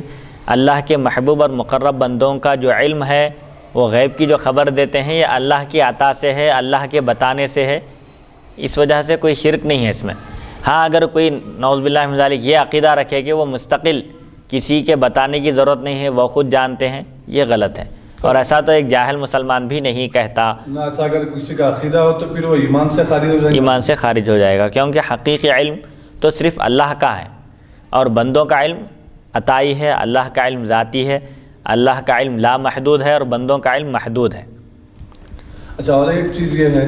کہ ایمان پہ خاتمے کے لیے غالباً حبیب مکرم صلی اللہ علیہ وسلم کی ایک حدیث مبارک بھی ہے مفتی صاحب. وہ یہ ہے کہ میرے آقا ارشاد فرماتے ہیں کہ جو شخص ہر فرض نماز کے بعد آیت الکرسی پڑھے گا تو وہ مرنے کے بعد جنت میں داخل ہو جائے گا. تو یہ بھی ایک ایمان پر خاتمے کی گارنٹی و ضمانت ہے. اور ایک حضرت زکریا علیہ السلام جو تمام پیغمبروں کے پاس ملاقات کرے، دیکھیں قیامت کے قریب انتقال ہوں گا، ایک پیغمبر ہے، کچھ نام ہے ان کا، جو حضرت موسیٰ علیہ السلام سے بھی جو ہے وہ کشتی کا جو واقعہ ہے، دیکھیے آپ، خضر علیہ السلام. خضر علیہ السلام حبیب مکرم صلی اللہ علیہ وسلم کی بارگاہ میں حاضر ہوئے، عرض کیے یا رسول اللہ صلی اللہ علیہ وسلم، میں آپ سے پہلے کئی انبیاء سے ملاقات کر کے میں نے ان سے پوچھا کہ ایمان پر خاتمے کی کوئی ضمانت ہے، گارنٹی، ایمان پر خاتمے کی کوئی گارنٹی ضمانت ہے؟ تو کسی رسول نبی نے مجھے نہیں بتایا کہ یا رسول اللہ آپ کے پاس ایمان پر خاتمے کی گارنٹی ضمانت کی کوئی ایسا نسخہ ہے؟ تو حضور صلی اللہ علیہ وسلم ارشاد فرماتے ہیں ٹھہرو میں جبرائیل علیہ السلام سے پوچھ کر بتاتا ہوں. تو جبرائیل علیہ السلام سے پوچھے حبیب مکرم صلی اللہ علیہ وسلم. تو حضرت جبرائیل علیہ السلام عرض کرتے ہیں یا رسول اللہ صلی اللہ علیہ وسلم، وہ نسخہ قرآن پاک میں موجود ہے، وہ نسخہ قرآن پاک میں موجود ہے. جو شخص ہر فرض نماز کے بعد آیت الکرسی اور شہید اللہ انہ لا الہ الا هو والملائکۃ واولو العلم ایک آیت ہے ان الدین عند اللہ الاسلام تک، وہ اس کے بعد نہ شہید اللہ انہ لا الہ الا کی ایک آیت، وہ ایک آیت ہے ان الدین عند اللہ الاسلام تک. پھر اس کے بعد جو ہے قل اللہم مالک الملک تؤتی الملک من تشاء وتنزع الملک ممن تشاء بغیر حساب تک، یہ ایک آیت. پھر آخری میں تین قل آخری کے قل هو اللہ احد، قل اعوذ برب الفلق، قل اعوذ برب الناس. جو شخص ہر فرض نماز کے بعد یہ تلاوت کرے گا اس کا خاتمہ ایمان پر ہوگا. یہ میرے چھوٹے چچا حافظ و قاری 17 مفسر قرآن حضرت علامہ مولانا سید محمد عبد القادر الحسینی جیلانی پاشا حافظ اللہ، یہ چچا حضرت میرے کو فرمائے. یہ جامع نظامیہ کے ہمارے مفتی جلیل الدین نعیمی امجدی کو جیسی نام ہے، شیخ الحدیث تھے، ہوں مفتی عبدالجلیل صاحب بہرحال کوئی شیخ الحدیث تھے، کوئی اچھے زبردست عالم دین تھے. تو ان سے چچا حضرت جو ہے پوچھا یہ کہ حضرت کو ایسی ہے کیا قرآن یعنی ایمان پر خاتمے کی گارنٹی و زمانہ میں بولے تو وہ مفتی عبدالجلیل صاحب رحمۃ اللہ علیہ جو ہے شیخ الحدیث، آپ چچا حضرت کو اس وقت یہ فرمائیں کہ میاں یہ حدیث شریف سے ہے، رسول اللہ صلی اللہ علیہ وسلم کا ارشاد مبارک ہے کہ 100% ایمان پر خاتمہ اور گارنٹی کی ضمانت ہے، شرط یہ ہے نماز کی پابندی، نماز کی پابندی، کیونکہ ہر فرض نماز کے بعد پڑھنا ہے جی ایسا نسخہ ہے یہ ایمان پہ خاتمے کی گارنٹی ضمانت ہونے والا بھی نماز پڑھنا ضروری ہے لیکن میرے کو جو ہے نا اس سے ہٹ کے اس سے بھی آسان اللہ آپ کی نسل میں برکت دے مفتی صاحب بڑی پیاری بات فرمائے تھے آپ اور میں کئی جگہ جو ہے تقاریروں میں بیانات میں یہ لوگوں سے جو ہے بیان بھی کیا ہوں بولا بھی ہوں بڑا آسان نسخہ آپ جو ہے فرمائیں جی کہ آپ یہ فرمائیں کہ حبیب مکرم صلی اللہ علیہ وسلم ارشاد فرماتے ہیں جو شخص حج کرے جی حج کرے حج کرنے کے بعد میری زیارت کرے اس پر میری شفاعت واجب ہو گئی بولی جی تو آپ یہ فرمائیں تو جو رسول اللہ صلی اللہ علیہ وسلم کے مزار مبارک کی زیارت کر لیا تو یہ گارنٹی ہے کہ اس کا خاتمہ ایمان پر ہے جی کیونکہ شفاعت حضور کے پاک علیہ الصلوۃ والسلام کی یہ بات ختم ہو کہ ہمارا ایمان ہے تو اسی طریقے سے کئی اور ایک دو تین احادیث بھی فرمائیں کہ جو شخص یہ کرے گا اس کے لیے جنت واجب ہو گئی جو شخص اپنی 2 بیٹیوں کی یا 3 بیٹیوں کی اچھی پرورش کر کے ان کی شادی کرا تو اس پر جنت واجب ہو گئی تو کچھ ایسی چیزیں آپ فرمائیں تو اگر یہ بندہ یہ اعمال کر لیتا ہے تو اس کا ایمان کا خاتمہ یعنی خاتمہ اس کا ایمان پر ہوگا اس کی گارنٹی ہے جی تو اب ہر فرض نماز کے بعد پڑھنا کیونکہ آج موجودہ زمانے میں ہمارے مسلمان بھائی ہو یا بہنیں ہوں کہ کروڑوں مسلمان نماز سے غافل ہیں دور ہیں کروڑوں مسلمان جی اللہ سب سے پہلے میری اصلاح فرمائے کروڑوں مسلمان نماز سے غافل ہیں اب ہر فرض نماز کے بعد پڑھنا کرنا ایک مشکل مسئلہ ہے حالانکہ پڑھنا چاہیے فرض نماز پڑھنا چاہیے اس کے بعد 1 منٹ کے وظیفہ ہے پڑھ لیتے ہیں تو بہت اچھی چیز ہے لیکن آپ جو بیان فرمائیں کیا ذہن کھولے آپ اللہ آپ کی نسل میں برکت ہے مفتی اتنا ذہن کھولے آپ کہ ایمان پر خاتمے کی بات آ گئی تو میں عرض کر رہا ہوں کہ آپ فرمائیں کہ بھائی یہ چیزیں اگر ہو جائیں تو یہ بھی ایک ایمان پر خاتمے کی ضمانت اور گارنٹی ہے کیونکہ رسول اللہ فرما دیے بات ماخل کا دخل نہیں ہے وہاں پر جی تو اعمال کا اعتبار خاتمے پر ہے حضرت عبداللہ بن مسعود رضی اللہ عنہ فرماتے ہیں ہم سے نبی کرم صلی اللہ علیہ وسلم نے بیان فرمایا اس حال میں کہ آپ صادق اور مصدوق ہیں آپ سچ بولنے والے ہیں اور آپ کی ہر بات سچی ہے آپ کی تصدیق کی جاتی ہے کہ تم میں سے ہر ایک کی پیدائش اس کی ماں کے پیٹ میں 40 دن تک جمع کی جاتی ہے 40 دن بعد گاڑھا خون بن جاتا ہے اور پھر 40 دن میں گوشت کا لوتھڑا بنتا ہے یعنی 120 دن میں انسان کی خلقت مکمل ہوتی ہے جملہ 4 مہینے میں 4 مہینے میں مکمل انسان تیار ہو جاتا ہے پھر اللہ تعالیٰ اس کی طرف ایک فرشتہ بھیجتا ہے جو اس میں روح پھونکتا ہے اور اسے 4 باتوں یعنی اس بچے کے رزق عمر عمل اور سعادت و شقاوت کے لکھنے کا حکم ہوتا ہے فرشتہ آتا ہے روح پھونکتا ہے 120 دن کے بعد اور پھر 4 چیزوں کو اسی وقت لکھ دیا جاتا ہے کیا کیا لکھ دیا جاتا ہے اس کی روزی لکھ دی جاتی ہے اس کی عمر لکھ دی جاتی ہے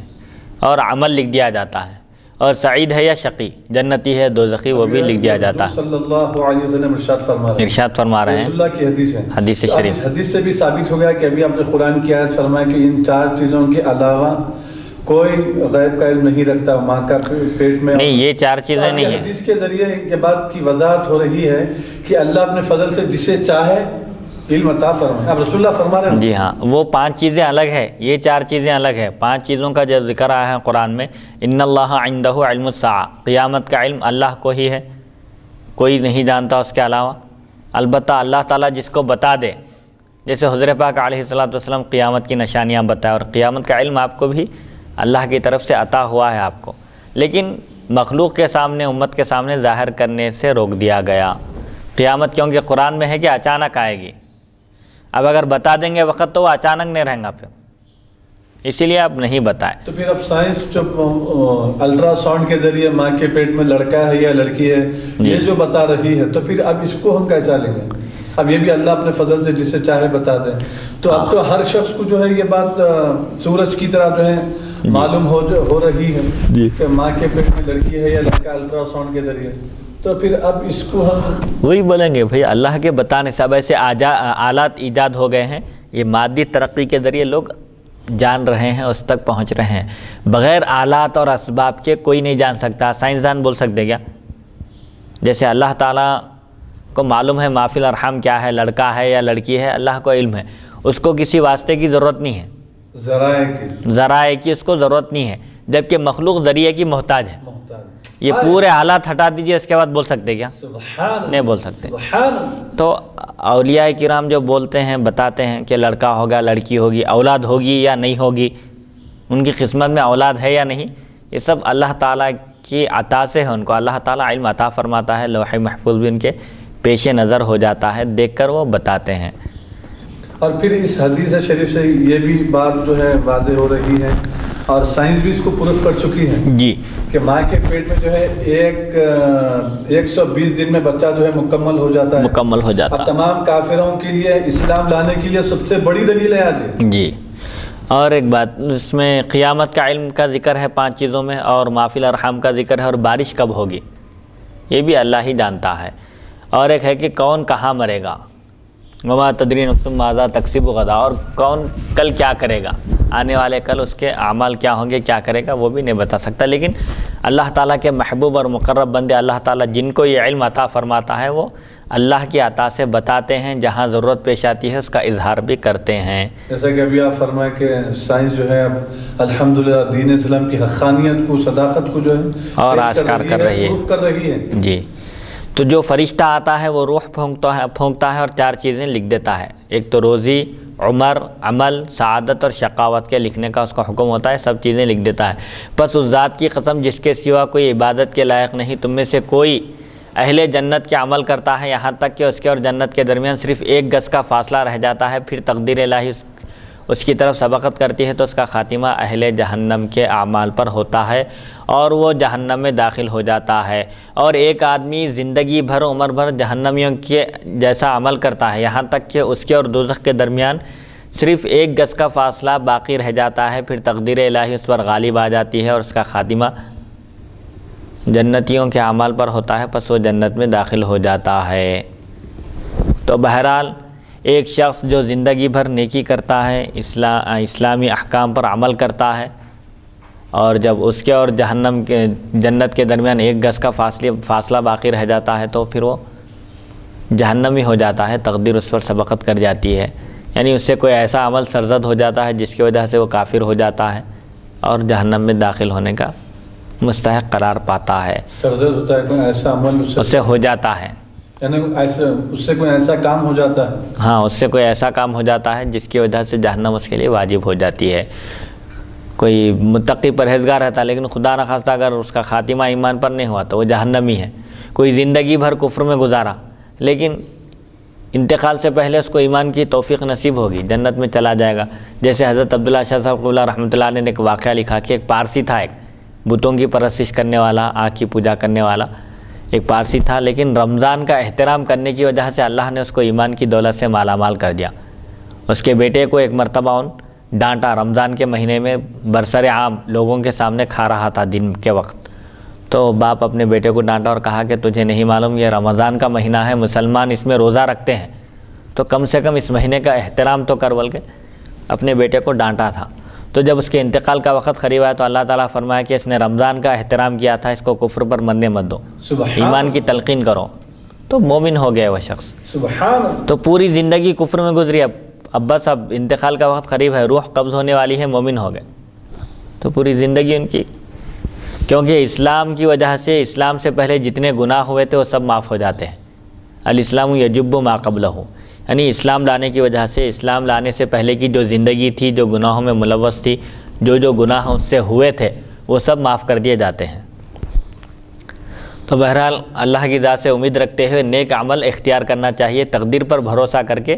بیٹھنا نہیں ہے۔ حدیث نمبر 2215، حدثنا محمد بن بشار حدثنا یحیی بن سعید حدثنا الاعمش حدثنا زید بن وهب عن عبد الله بن مسعود قال حدثنا رسول الله صلی اللہ علیہ وسلم فذكر مثله وفي الباب عن ابي هريره وانس سمعت احمد بن الحسن قال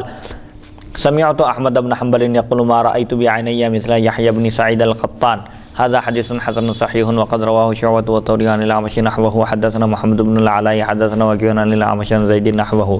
حضرت عبداللہ بن مسعود رضی اللہ تعالیٰ عنہ نے رسول اکرم صلی اللہ علیہ وسلم سے حدیث روایت کی اور اسی کے مثل ذکر کیا۔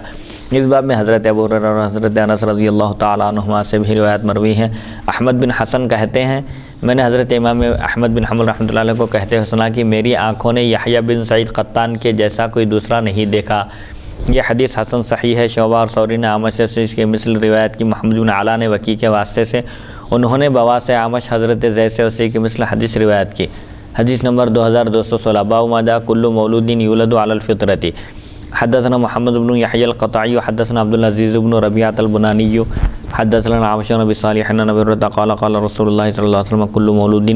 یولد علی الملۃ فابواه یحودانہ وینصرانہ ویشرکانہ قیل یا رسول اللہ فمن ہلک قبل ذلک قال اللہ اعلم بما كانوا عاملین بہ۔ ہر پیدا ہونے والا فطرت پر پیدا ہوتا ہے۔ فطرت کیا ہے؟ دین اسلام ہے، یعنی ہر پیدا ہونے والے کے اندر اللہ تعالیٰ دین حق کو قبول کرنے کی صلاحیت رکھتا ہے، لیکن جب وہ پروان چڑھتا ہے، بڑا ہوتا ہے تو اپنے ماں باپ کے تابع ہوتا ہے۔ اس کے ماں باپ اس کو یا تو یہودی بنا دیتے ہیں، یہودی ہیں تو یہودی بنا دیتے ہیں، نصرانی ہیں نصرانی بنا دیتے ہیں، مشرک ہیں مشرک بنا دیتے ہیں، مجوسی ہیں مجوسی بنا دیتے ہیں۔ تو یہ ماحول کا اس پر اثر ہوتا ہے، ورنہ فی نفسی ہی اس کے اندر دین حق کو قبول کرنے کی صلاحیت موجود ہے۔ حضرت ابو ہریرہ رضی اللہ تعالیٰ عنہ روایت کرتے ہیں رسول اکرم صلی اللہ علیہ وسلم نے ارشاد فرمایا ہر بچہ ملت اسلامیہ پر پیدا ہوتا ہے، پھر اس کے ماں باپ اسے یہودی، عیسائی اور مشرک بنا دیتے ہیں۔ عرض کیا گیا یا رسول اللہ صلی اللہ علیہ وسلم جو بچے جوان ہونے سے پہلے فوت ہو جاتے ہیں، بڑے ہونے سے پہلے، بالغ ہونے سے پہلے، عقل مند ہونے سے پہلے جو انتقال کر جاتے ہیں، تو ان کا کیا حکم ہے، ان کا کیا حال ہے؟ تو آپ نے فرمایا کہ اللہ تعالیٰ خوب جانتا ہے کہ ان کو کیا کرنا تھا، یعنی بڑے ہو کر وہ کیا کرنے والے تھے، کس دین کو اختیار کرنے والے تھے، یہ اللہ تعالیٰ ہی بہتر جانتا ہے۔ اسی لیے مشرکین کے بچوں کے بارے میں بعض لوگ کہتے ہیں، بعض علماء یہ کہتے ہیں کہ وہ اپنے ماں باپ کے تابع ہونے کی وجہ سے مشرک ہی کہلائیں گے، اور علماء کی ایک جماعت یہ کہتی ہے کہ وہ بچے ہیں اور ہر بچے کے اندر دین حق کو قبول کرنے کی صلاحیت ہوتی ہے، اللہ تعالیٰ ان کو فطرت پر پیدا فرماتا ہے، تو اس لحاظ سے وہ مومن ہوں گے اور جنت میں جنتیوں کی خدمت گار کی حیثیت سے ان کی خدمت کریں گے، خادم رہیں گے۔ اور بعض لوگ کہتے ہیں کہ بھئی توقف کرنا چاہیے، اللہ کو معلوم کہ وہ بڑے ہو کر کس دین کو اختیار کرنے والے تھے۔ بہرحال جمہور کا مسلک یہ ہے کہ مشرکین کے بچے جنت میں جائیں گے جو ابھی بلوغ کی عمر کو نہیں پہنچے، بالغ نہیں ہوئے، عاقل نہیں ہوئے۔ حدیث نمبر 2217 حدثنا ابو قریب والحسین بن حریث قال حدثنا وکیع عن الاعمش عن ابی صالح عن ابی ہریرہ عن النبی صلی اللہ علیہ وسلم نحوه بمعناه وقال يولد على الفطرة هذا حديث حسن صحيح وقد رواه شعبة وغيره عن الاعمش عن ابی صالح عن ابی ہریرہ عن النبی صلی اللہ علیہ وسلم فقال يولد على الفطرة۔ حضرت ابو ہریرہ رضی اللہ تعالیٰ عنہ نبی اکرم صلی اللہ علیہ وسلم سے اسی حدیث کے ہم معنی روایت کرتے ہیں، لیکن وہاں یولد علی الملت کی جگہ یولد علی الفطرتی کے الفاظ ہیں۔ بہرحال دونوں کا خلاصہ ایک ہی ہے کہ دین حق کو قبول کرنے کی صلاحیت ان کے اندر موجود ہوتی ہے۔ یہ حدیث حسن صحیح ہے۔ شعبہ وغیرہ نے اعمش سے روایت بیان کی، انہوں نے ابو صالح کے واسطے حضرت ابو ہریرہ رضی اللہ تعالیٰ عنہ سے رسول اکرم صلی اللہ علیہ وسلم کا ارشاد پاک نقل کیا، اور اس میں یولد علی الفطرتی کے الفاظ ہیں، علی الملتی کے بجائے علی الفطرتی کے الفاظ ہیں۔ حدیث نمبر 2218 باب ما جاء لا يرد القدر الا الدعاء۔ حدثنا محمد بن حبیۃ الرازی وسعید بن یعقوب قال حدثنا یحییٰ بن الضریس عن ابی مودود عن سلیمان التیمی عن ابی عثمان النہدی عن سلمان قال قال رسول اللہ صلی اللہ علیہ وسلم لا يرد القضاء الا الدعاء ولا يزيد في العمر الا البر وفي الباب عن ابی اسید هذا حدیث حسن غریب لا نعرفه الا من حدیث یحییٰ بن الضریس وابو مودود اثنان احدهم يقال له فضة والاخر عبد العزیز بن ابی سلیمان احدهما بصری والاخر مدینی وکانا فی عصر واحد وابو مودود الذی روا هذا الحدیث اسمه فضة بصری۔ صرف دعا ہی تقدیر کو بدل سکتی ہے۔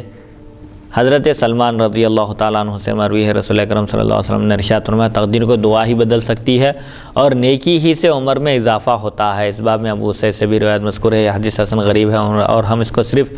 یحییٰ بن ضریس کے حوالے سے جانتے ہیں۔ ابو مودود دو ہیں، ابو مودود نام کے دو ہیں، ایک کا نام فضہ ہے اور دوسرے عبدالعزیز بن ابی سلیمان ہیں۔ اول الذکر یعنی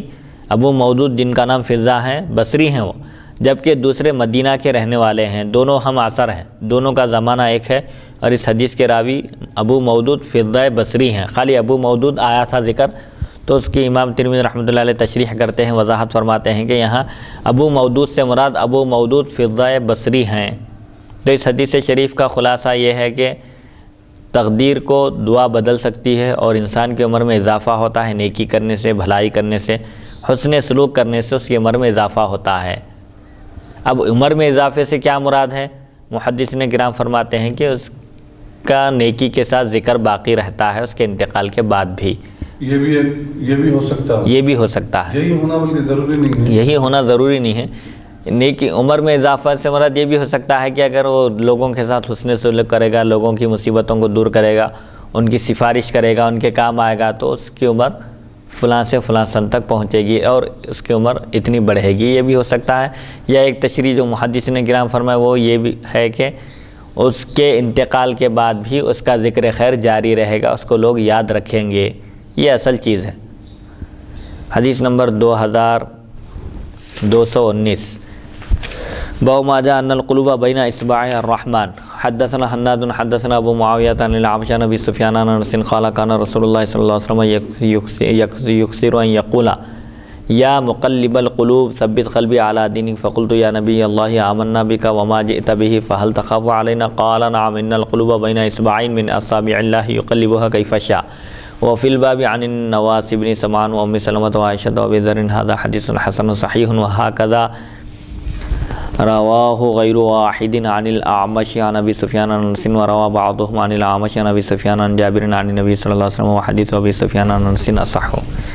حضرت انس رضی اللہ تعالیٰ عنہ فرماتے ہیں رسول اکرم صلی اللہ علیہ وسلم اکثر یہ دعا پڑھا کرتے تھے،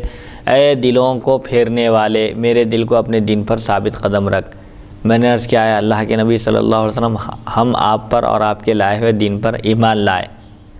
کیا آپ کو ہمارے دین سے پھر جانے کا ڈر ہے؟ یعنی ہم اللہ پر اور آپ کی ذات پر ایمان لائے اور جو کچھ احکام آپ لائے تھے ان پر ہم ایمان لائے، تو کیا آپ کو ڈر ہے کہ ہم نعوذ باللہ من ذالک دین اسلام سے ہٹ جائیں گے؟ تو آپ نے فرمایا ہاں، انسانوں کے دل اللہ تعالیٰ کی انگلیوں میں سے 2 انگلیوں کے درمیان ہیں، جس طرح چاہے پھیر دے، یعنی اس کے قبضۂ قدرت میں ہیں. اس باب میں نواس بن سمان، ام سلمہ، عائشہ اور ابو ذر رضی اللہ عنہم سے بھی حدیث پاک مروی ہے. یہ حدیث حسن صحیح ہے. اور اسی طرح کئی راویوں نے اعمش سے بواسطہ ابو سفیان حضرت انس رضی اللہ تعالیٰ عنہ اور بعض نے اعمش سے بواسطہ ابو سفیان و جابر رضی اللہ عنہ رسول اکرم صلی اللہ علیہ وسلم سے روایت کی ہے. اور ابو سفیان کے واسطے سے حضرت انس رضی اللہ عنہ کی روایت زیادہ صحیح ہے. یعنی انسان کو چاہیے کہ وہ ہمیشہ اللہ کی طرف رجوع رہے اور دین پر ثابت قدمی کی دعا کرتے رہے، کیونکہ انسان کا دل اللہ تعالیٰ کے قبضۂ قدرت میں ہے، جس طرف چاہے وہ پھیر دے سکتا ہے. اسی لیے ہمیشہ اس کی پناہ میں رہنا چاہیے، دین پر ثابت قدمی استقامت کی دعا کرتے رہنا چاہیے. ورنہ بہت سارے لوگ ایسے بھی گزرے ہیں جو نیکی کی راہ پر گامزن تھے، نیکی کا کام کر رہے تھے، لیکن تقدیر غالب آ گئے اور خاتمہ ان کا ایمان پر نہیں ہوا. جیسے بلعام ابن باعور کا بھی ایک واقعہ قرآن پاک میں بھی بیان کیا گیا. موسیٰ علیہ السلام کے دور میں انتہائی متقی پرہیزگار ایک عالم تھا وہ، تو بنی اسرائیل اس کو بہکائے موسیٰ علیہ السلام کے خلاف بددعا کرنے کے لیے، کیونکہ اس کی دعا قبول ہوتی تھی، مستجاب الدعوات تھا وہ. تو بنی اسرائیل اس کو بہکائے. پہلی مرتبہ تو نہیں مانا، شروع میں تو وہ انکار کر دیا کہ موسیٰ علیہ السلام ایک جلیل القدر پیغمبر ہیں، میں ان کے خلاف بددعا نہیں کر سکتا. لیکن بنی اسرائیل اس کو لالچ دیے اور پیسوں کا لالچ دیے، حرص دلا کر اس کو بہرحال اس کو تیار کر لیے تھے. موسیٰ علیہ السلام کے خلاف بددعا کیا تو وہ اس کا جو مقام و مرتبہ تھا اس مقام و مرتبے سے اس کو گرا دیا گیا اور ہمیشہ کے لیے جہنمی ہو گیا، حالانکہ انتہائی متقی پرہیزگار تھا. تو بہرحال ایمان پر خاتمہ یہ بنیادی چیز ہے، اور ایمان پر ثابت قدمی، استقامت، دین پر جمے رہنا یہ اللہ کی توفیق ہی سے ہو سکتا ہے. اسی لیے اللہ تعالیٰ سے دعا کرتے رہنا چاہیے، اللہ کی طرف رجوع رہنا چاہیے کہ اللہ تعالیٰ نے جس طرح ایمان کی توفیق دی ہے اسی طرح ایمان پر ثابت قدم بھی رکھے. حدیث نمبر 2220 باب ما جاء ان اللہ کتب کتابا لأہل الجنۃ واہل النار. حدثنا قتیبۃ بن سعید حدثنا لیث عن ابی قبیل عن شفی بن مانع عن عبد اللہ بن عمرو قال خرج علینا رسول اللہ صلی اللہ علیہ وسلم وفی یدہ کتابان فقال تدرون وما هذان الكتابان فقلنا لا یا رسول اللہ الا ان تخبرنا فقال للذی فی یدہ الیمنی هذا کتاب من رب العالمین فیہ اسماء اہل الجنۃ واسماء آبائهم وقبائلهم ثم اجمل على آخرهم فلا يزاد فیہم ولا ينقص منهم ابدا ثم قال للذی فی شمالہ هذا کتاب من رب العالمین فیہ اسماء اہل النار واسماء آبائهم وقبائلهم ثم اجمل على آخرهم فلا يزاد فیہم ولا ينقص منهم ابدا فقال اصحابه ففيما العمل یا رسول اللہ ان كان امر قد فرغ منه فقال سددوا وقاربوا فإن صاحب الجنة يختم له بعمل أهل الجنة وإن عمل أي عمل وأن صاحب النار يختم له بعمل أهل النار وإن عمل أي عمل. ثم قال رسول الله صلى الله عليه وسلم بيديه فنبذهما ثم قال فرغ ربكم من العباد فريق في الجنة وفريق في السعير. یہ بیان اس حکم کا جو آیا ہے کہ اللہ تعالیٰ نے جنتیوں اور دوزخیوں کی ایک کتاب تیار کر دی. جنتیوں اور جہنمیوں کی فہرست بن چکی ہے. حضور پاک علیہ الصلوۃ والسلام اپنے دونوں ہاتھوں میں کتاب لائے. اسی کا اس حدیث شریف میں تذکرہ ہے. حضرت عبداللہ بن عمر رضی اللہ تعالیٰ عنہما فرماتے ایک دن رسول اکرم صلی اللہ علیہ وسلم ہمارے پاس تشریف لائے. آپ کے دست مبارک ہے اس حال میں کہ آپ کے دست مبارک میں 2 کتابیں تھیں. آپ نے فرمایا کیا تم ان 2 کتابوں کے بارے میں جانتے ہو؟ ہم نے عرض کیا یا رسول اللہ صلی اللہ علیہ وسلم ہم آپ کے بتائے بغیر نہیں جان سکتے، یعنی ہم کو نہیں معلوم، البتہ آپ اگر بتائیں تو پھر ہم جان سکتے ہیں، آپ کے بتانے سے ہم کو علم حاصل ہوگا. آپ صلی اللہ علیہ وسلم نے دائیں ہاتھ والی کتاب کے بارے میں اشارہ کر کے ارشاد فرمایا یہ تمام جہانوں کے پالنے والے کی طرف سے کتاب ہے، یعنی رب العالمین کی جانب سے کتاب ہے. اس میں جنتیوں اور ان کے آبا و اجداد اور قبائل کے نام مذکور ہیں. آخر میں ان کی میزان ہے، اب ان میں کبھی بھی کمی یا زیادتی نہیں ہوگی، یعنی ٹوٹل بھی کر دیا گیا ہے. جنتیوں کی ایک فہرست تیار کر دی گئی ہے، جنتیوں کے نام ہیں، ان کے آبا و اجداد کے نام ہیں اور ان کے قبیلوں کے نام تک بھی اس میں ذکر ہے، اور اس کا آخر میں ٹوٹل بھی کر دیا گیا ہے. اس میں نہ کمی ہوگی، نہ اس میں سے کسی کو نکالا جائے گا اس فہرست میں سے، نہ کسی کو شامل کیا جائے گا. پھر بائیں ہاتھ والی کتاب کے بارے میں ارشاد فرمایا کہ اس میں اہل جہنم، ان کے آبا و اجداد اور قبائل کے نام ہیں، آخر میں ٹوٹل ہے اور اب کبھی بھی ان میں کمی زیادتی نہیں ہوگی. دوزخیوں کی بھی ایک فہرست مرتب ہو چکی ہے جس میں نہ کسی نام کی کمی ہوگی اور نہ ہی کسی نام کا اضافہ کیا جائے گا. جہنمیوں کے نام بھی تیار کر دیے گئے ہیں، ان کے آبا و اجداد کے بھی نام ہیں اور ان کے قبائل کے بھی نام ہیں. صحابہ کرام نے عرض کیا یا رسول اللہ صلی اللہ علیہ وسلم اگر انجام کار کے لکھنے سے فراغت ہو چکی ہے، جنتیوں اور جہنمیوں کی فہرست بن چکی ہے، جو جنتی ہے جنتی ہے اور جو دوزخی ہے وہ دوزخی ہے، جب یہ طے شدہ امر ہے تو اب عمل کرنے کی کیا ضرورت ہے؟ اگر جنتیوں کی فہرست میں ہمارا نام ہے تو عمل کرنے کی کیا ضرورت ہے؟ جنت میں جائیں گے کسی بھی صورت میں، چاہے عمل کریں یا نہ کریں. اور اگر دوزخیوں کی فہرست میں اگر نام لکھا ہوا ہے تو عمل کر کے کیا فائدہ؟ جب جانا جہنم میں ہے تو پھر عمل کا مقصد کیا ہے؟ تو حضور پاک علیہ الصلوۃ والسلام نے ارشاد فرمایا سیدھی راہ چلو، یعنی سیدھے راستے کو اختیار کرو، صراط مستقیم کو، اور میانہ روی اختیار کرو، درمیانی چال چلو، کیونکہ جنتی کا خاتمہ جنت کے اعمال پر ہوگا، اگرچہ وہ زندگی بھر کیسا ہی عمل کرتا رہے، اور دوزخی کا خاتمہ عمل دوزخ پر ہوگا، دوزخ کے جہنم کے عمل پر ہوگا، اگرچہ کہ وہ زندگی بھر کیسا ہی عمل کیوں نہ کرتا رہے. پھر رسول اللہ صلی اللہ علیہ وسلم نے دونوں ہاتھوں سے اشارہ فرمایا اور ان کتابوں کو پھینک دیا اور فرمایا تمہارا رب اپنے بندوں سے فارغ ہو گیا، ایک جماعت جنتی ہے اور ایک جماعت دوزخی ہے. تو صحابہ نے جب عرض کیا کہ پھر عمل کرنے کا مقصد کیا ہے، تو حضرت پاک علیہ الصلوۃ والسلام نے ارشاد فرمایا کہ میانہ روی اختیار کرو، استقامت کے راستے پر چلو، سیدھے راستے پر، اور میانہ روی اختیار کرو اس میں، کیونکہ جو جنتی ہوتا ہے اس کا خاتمہ جنتیوں کے عمل پر ہوتا ہے، زندگی بھر اس کے عمل کیسے ہی کیوں نہ ہو.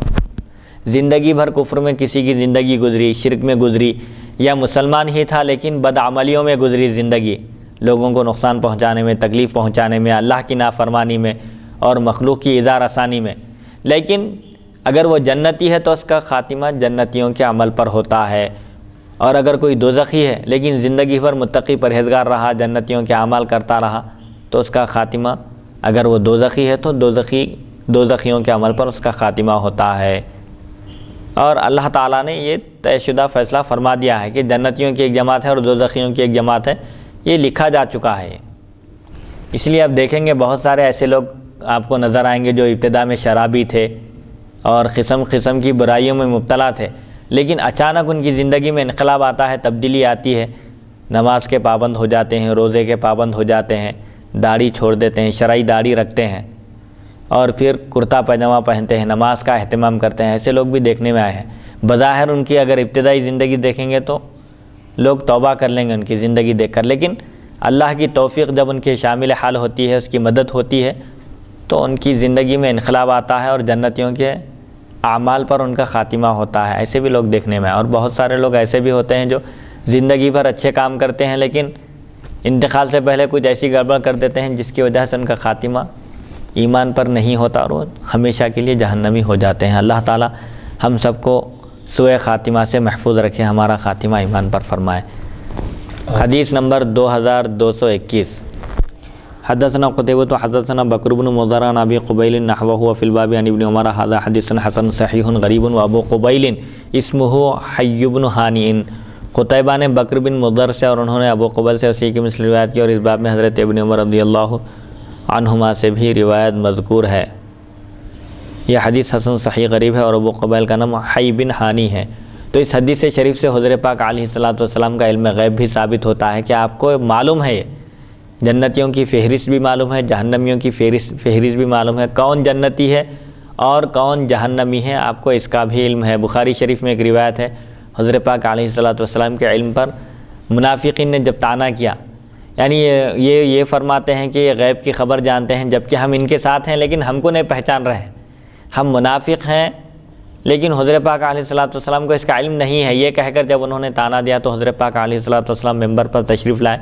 ممبر پر کھڑے ہو کر فرمائے کہ قوم کا کیا حال ہے، لوگوں کا کیا حال ہے کہ وہ میرے علم کے بارے میں طعنا دیتے ہیں، طعنا کرتے ہیں۔ مجھ سے جو پوچھنا چاہو قیامت تک پوچھ لو، یعنی قیامت تک جو جو چیزیں واقع ہونے والی ہے جس کو جو پوچھنا ہے وہ پوچھ لے۔ تو ایک صحابی اٹھ کر کھڑے ہوئے جن کے نسب کے بارے میں طعنا دیا جاتا تھا، جن کو مطعون کیا جاتا تھا، تو انہوں نے اٹھ کر حضرت پاک علیہ الصلوۃ والسلام سے دریافت کیا کہ میرے والد کون ہیں، تو حضرت پاک علیہ الصلوۃ والسلام نے فرمایا کہ حذیفہ۔ پھر اور ایک منافق اٹھ کر کھڑا ہوا اور یہ دل میں سن کر کھڑا ہوا کہ حضرت پاک علیہ الصلوۃ والسلام ہمارے نفاق کو نہیں جانتے، میں پوچھوں گا کہ میرا ٹھکانہ کہاں ہے۔ تو جب اٹھ کر پوچھا کہ میرا ٹھکانہ کہاں ہے تو حضرت پاک علیہ الصلوۃ والسلام نے فرمایا کہ دوزخ۔ اور حضرت عمر رضی اللہ عنہ اس وقت جب دیکھے کہ آپ جلال میں ہیں تو سب صحابہ گھٹنے کے بل کھڑے ہو گئے اور حضرت پاک علیہ الصلوۃ والسلام سے عرض کیے کہ ہم اللہ اور اس کے رسول کی بارگاہ میں توبہ کرتے ہیں،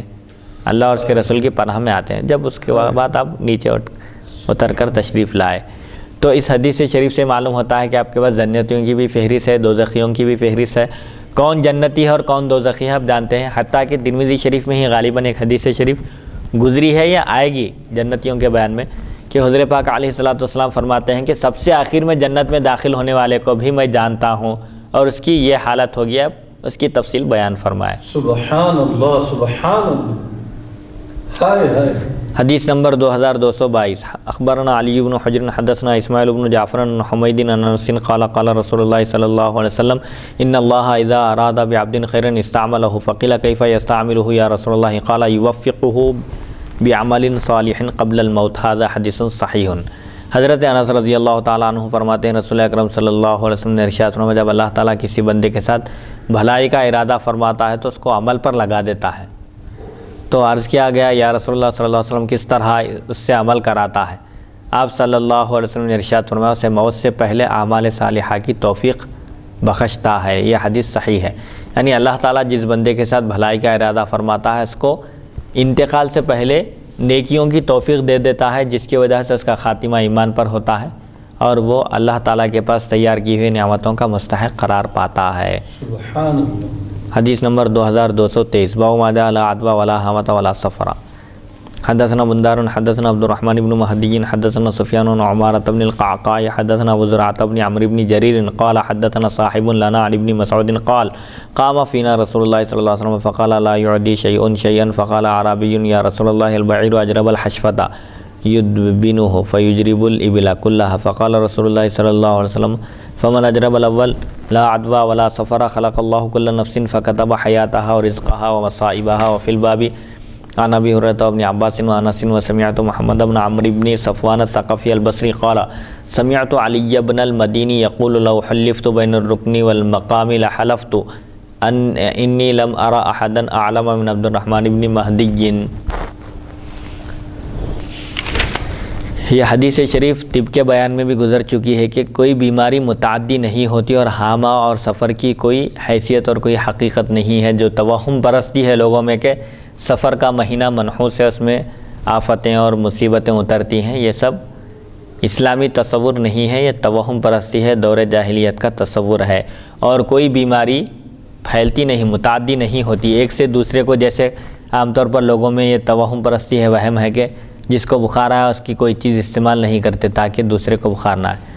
تو اس تصور کو بھی ختم کر دیا گیا۔ حضرت عبداللہ بن مسعود رضی اللہ تعالیٰ عنہ فرماتے ہیں رسول اکرم صلی اللہ علیہ وسلم ہمارے درمیان کھڑے ہوئے اور آپ نے فرمایا ایک کی بیماری دوسرے کی طرف متعدی نہیں ہوتی، ایک کی بیماری دوسرے کو نہیں آتی۔ ایک اعرابی نے عرض کیا یا رسول اللہ صلی اللہ علیہ وسلم خارشی حشفے والا اونٹ دوسرے اونٹوں کے قریب ہوتا ہے، پھر وہ تمام اونٹوں کو خارشی بنا دیتا ہے۔ ایک اونٹ کو خارش ہوئی، کھجلی کی بیماری ہوئی تو اس سے دوسرے اونٹوں کو بھی ہو جاتی ہے۔ تو رسول اکرم صلی اللہ علیہ وسلم نے فرمایا پہلے اونٹ کو کس نے خارش لگائی؟ بیماری متعدی ہوتی ہے کہتے ہیں، جس کو پہلے بخار آیا تو اس کو کس سے آیا؟ دوسرے شخص کو پہلے سے بخار آیا، یہ بیماری اس سے اس کو لگی تو پھر پہلے شخص کو کس کے پاس سے آئی؟ پہلی مرتبہ جو بیمار ہوا، مثال کے طور پر بخار شروع ہوا، سمجھے ایک کو بخار آیا، اب بولے کہ اس کی وجہ سے پھر دوسرے کو بھی آیا، تیسرے کو بھی آ گیا، چوتھے کو بھی آ گیا، تو پہلے کو کس کی وجہ سے آیا بخار؟ تو بیماری اور شفا دینے والا اللہ ہے، بیماری بھی اسی کی طرف سے ہے اور شفا کا بھی وہی مالک ہے، اس سے دعا کرنی چاہیے، علاج معالجہ کرنا چاہیے، اور یہ تصور نہیں رکھنا چاہیے کہ ایک کی وجہ سے دوسرے کو بیماری آئی۔ نہ تو ایک بیمار سے دوسرے کو بیماری لگتی ہے اور نہ ہی سفر کی کوئی حقیقت ہے۔ اللہ تعالیٰ نے ہر نفس کو پیدا فرمایا، پھر اس کی زندگی، رزق اور مصائب لکھ دیے۔ اس باب میں حضرت ابو ہریرہ، ابن عباس اور انس رضی اللہ تعالیٰ عنہم سے بھی روایات مذکور ہیں۔ امام ترمذی نے فرماتے ہیں میں نے محمد بن عمرو صفوان ثقفی بصری کو کہتے ہوئے سنا کہ علی بن مدینی کہتے ہیں اگر مجھے مقام ابراہیم اور رکن کے درمیان کھڑا کر کے قسم دلائی جائے تو میں قسم کھا کر کہوں گا کہ میں نے عبد الرحمن بن مہدی سے زیادہ علم والا کوئی نہیں دیکھا۔ ایک ناقد حدیث ہے عبد الرحمن بن مہدی، صحابی نہیں ہیں، تابعین میں سے ہیں۔ فرماتے ہیں ان کی ثقاہت، ان کی بزرگی اور ان کی شرافت اور علمی لیاقت بیان کرنے کے لیے فرماتے ہیں کہ اگر مقدس مقام کے درمیان بھی کھڑا کر کے مجھ سے قسم لی جائے تو میں قسم کھا کر کہہ سکتا ہوں کہ ان سے زیادہ جاننے والا میں نے نہیں دیکھا۔ تو حامہ رات کو ایک اڑنے والا ایک پرندہ ہے، بعض نے کہا الو ہے، سے بعض لوگ بدفالی لیتے تھے۔ سفر عربوں کا عقیدہ تھا کہ انسان کے پیٹ میں ایک جانور ہے جو بھوک کے وقت تڑپتا ہے اور بعض اوقات انسان کی جان لے لیتا ہے۔ اچھا، سفر کے بارے میں سفر کا مہینہ مراد نہیں یہاں پر، بلکہ عرب کا یہ عقیدہ تھا کہ انسان کے پیٹ میں ایک جانور ہے جو بھوک کے وقت تڑپتا ہے اور کبھی کبھی اس کی وجہ سے انسان کی جان بھی چلے جاتی ہے، تو یہ تصور ختم کر دیا گیا، ایسا نہیں ہے تصور۔ علاوہ ازیں عرب سفر کے مہینے میں بعض اوقات جنگ حرام سمجھتے اور بعض اوقات حلال، تو حضرت پاک علیہ الصلوۃ والسلام نے فرمایا کہ یہ بات درست نہیں ہے، بلکہ حرمت والے مہینے 4 ہیں جن میں جنگ کرنا حرام ہے، ان 4 مہینوں میں سفر کا مہینہ داخل نہیں ہے۔ تو اس حدیث شریف کا خلاصہ یہ ہے کہ بیماری متعدی نہیں ہوتی، اور سفر یعنی جو دور جاہلیت میں عرب کا عقیدہ تھا کہ انسان کے پیٹ میں ایک جانور ہوتا ہے جو بھوک کے وقت تڑپتا ہے اور کبھی کبھی وہ انسان کی جان بھی لے لیتا ہے، یہ بھی تصور غلط ہے۔ اور ایسے ہی وہ سفر کے مہینے کو عرب کبھی سفر کے مہینے میں جنگ کرنے کو حرام سمجھتے، کبھی حلال، تو اس کی بھی کوئی حیثیت نہیں ہے، کیونکہ سفر کا مہینہ حرمت والے مہینوں میں نہیں ہے۔ حرمت والے مہینے 4 ہیں جن میں جنگ کرنا حرام ہے، ان میں سفر کا مہینہ داخل نہیں ہے۔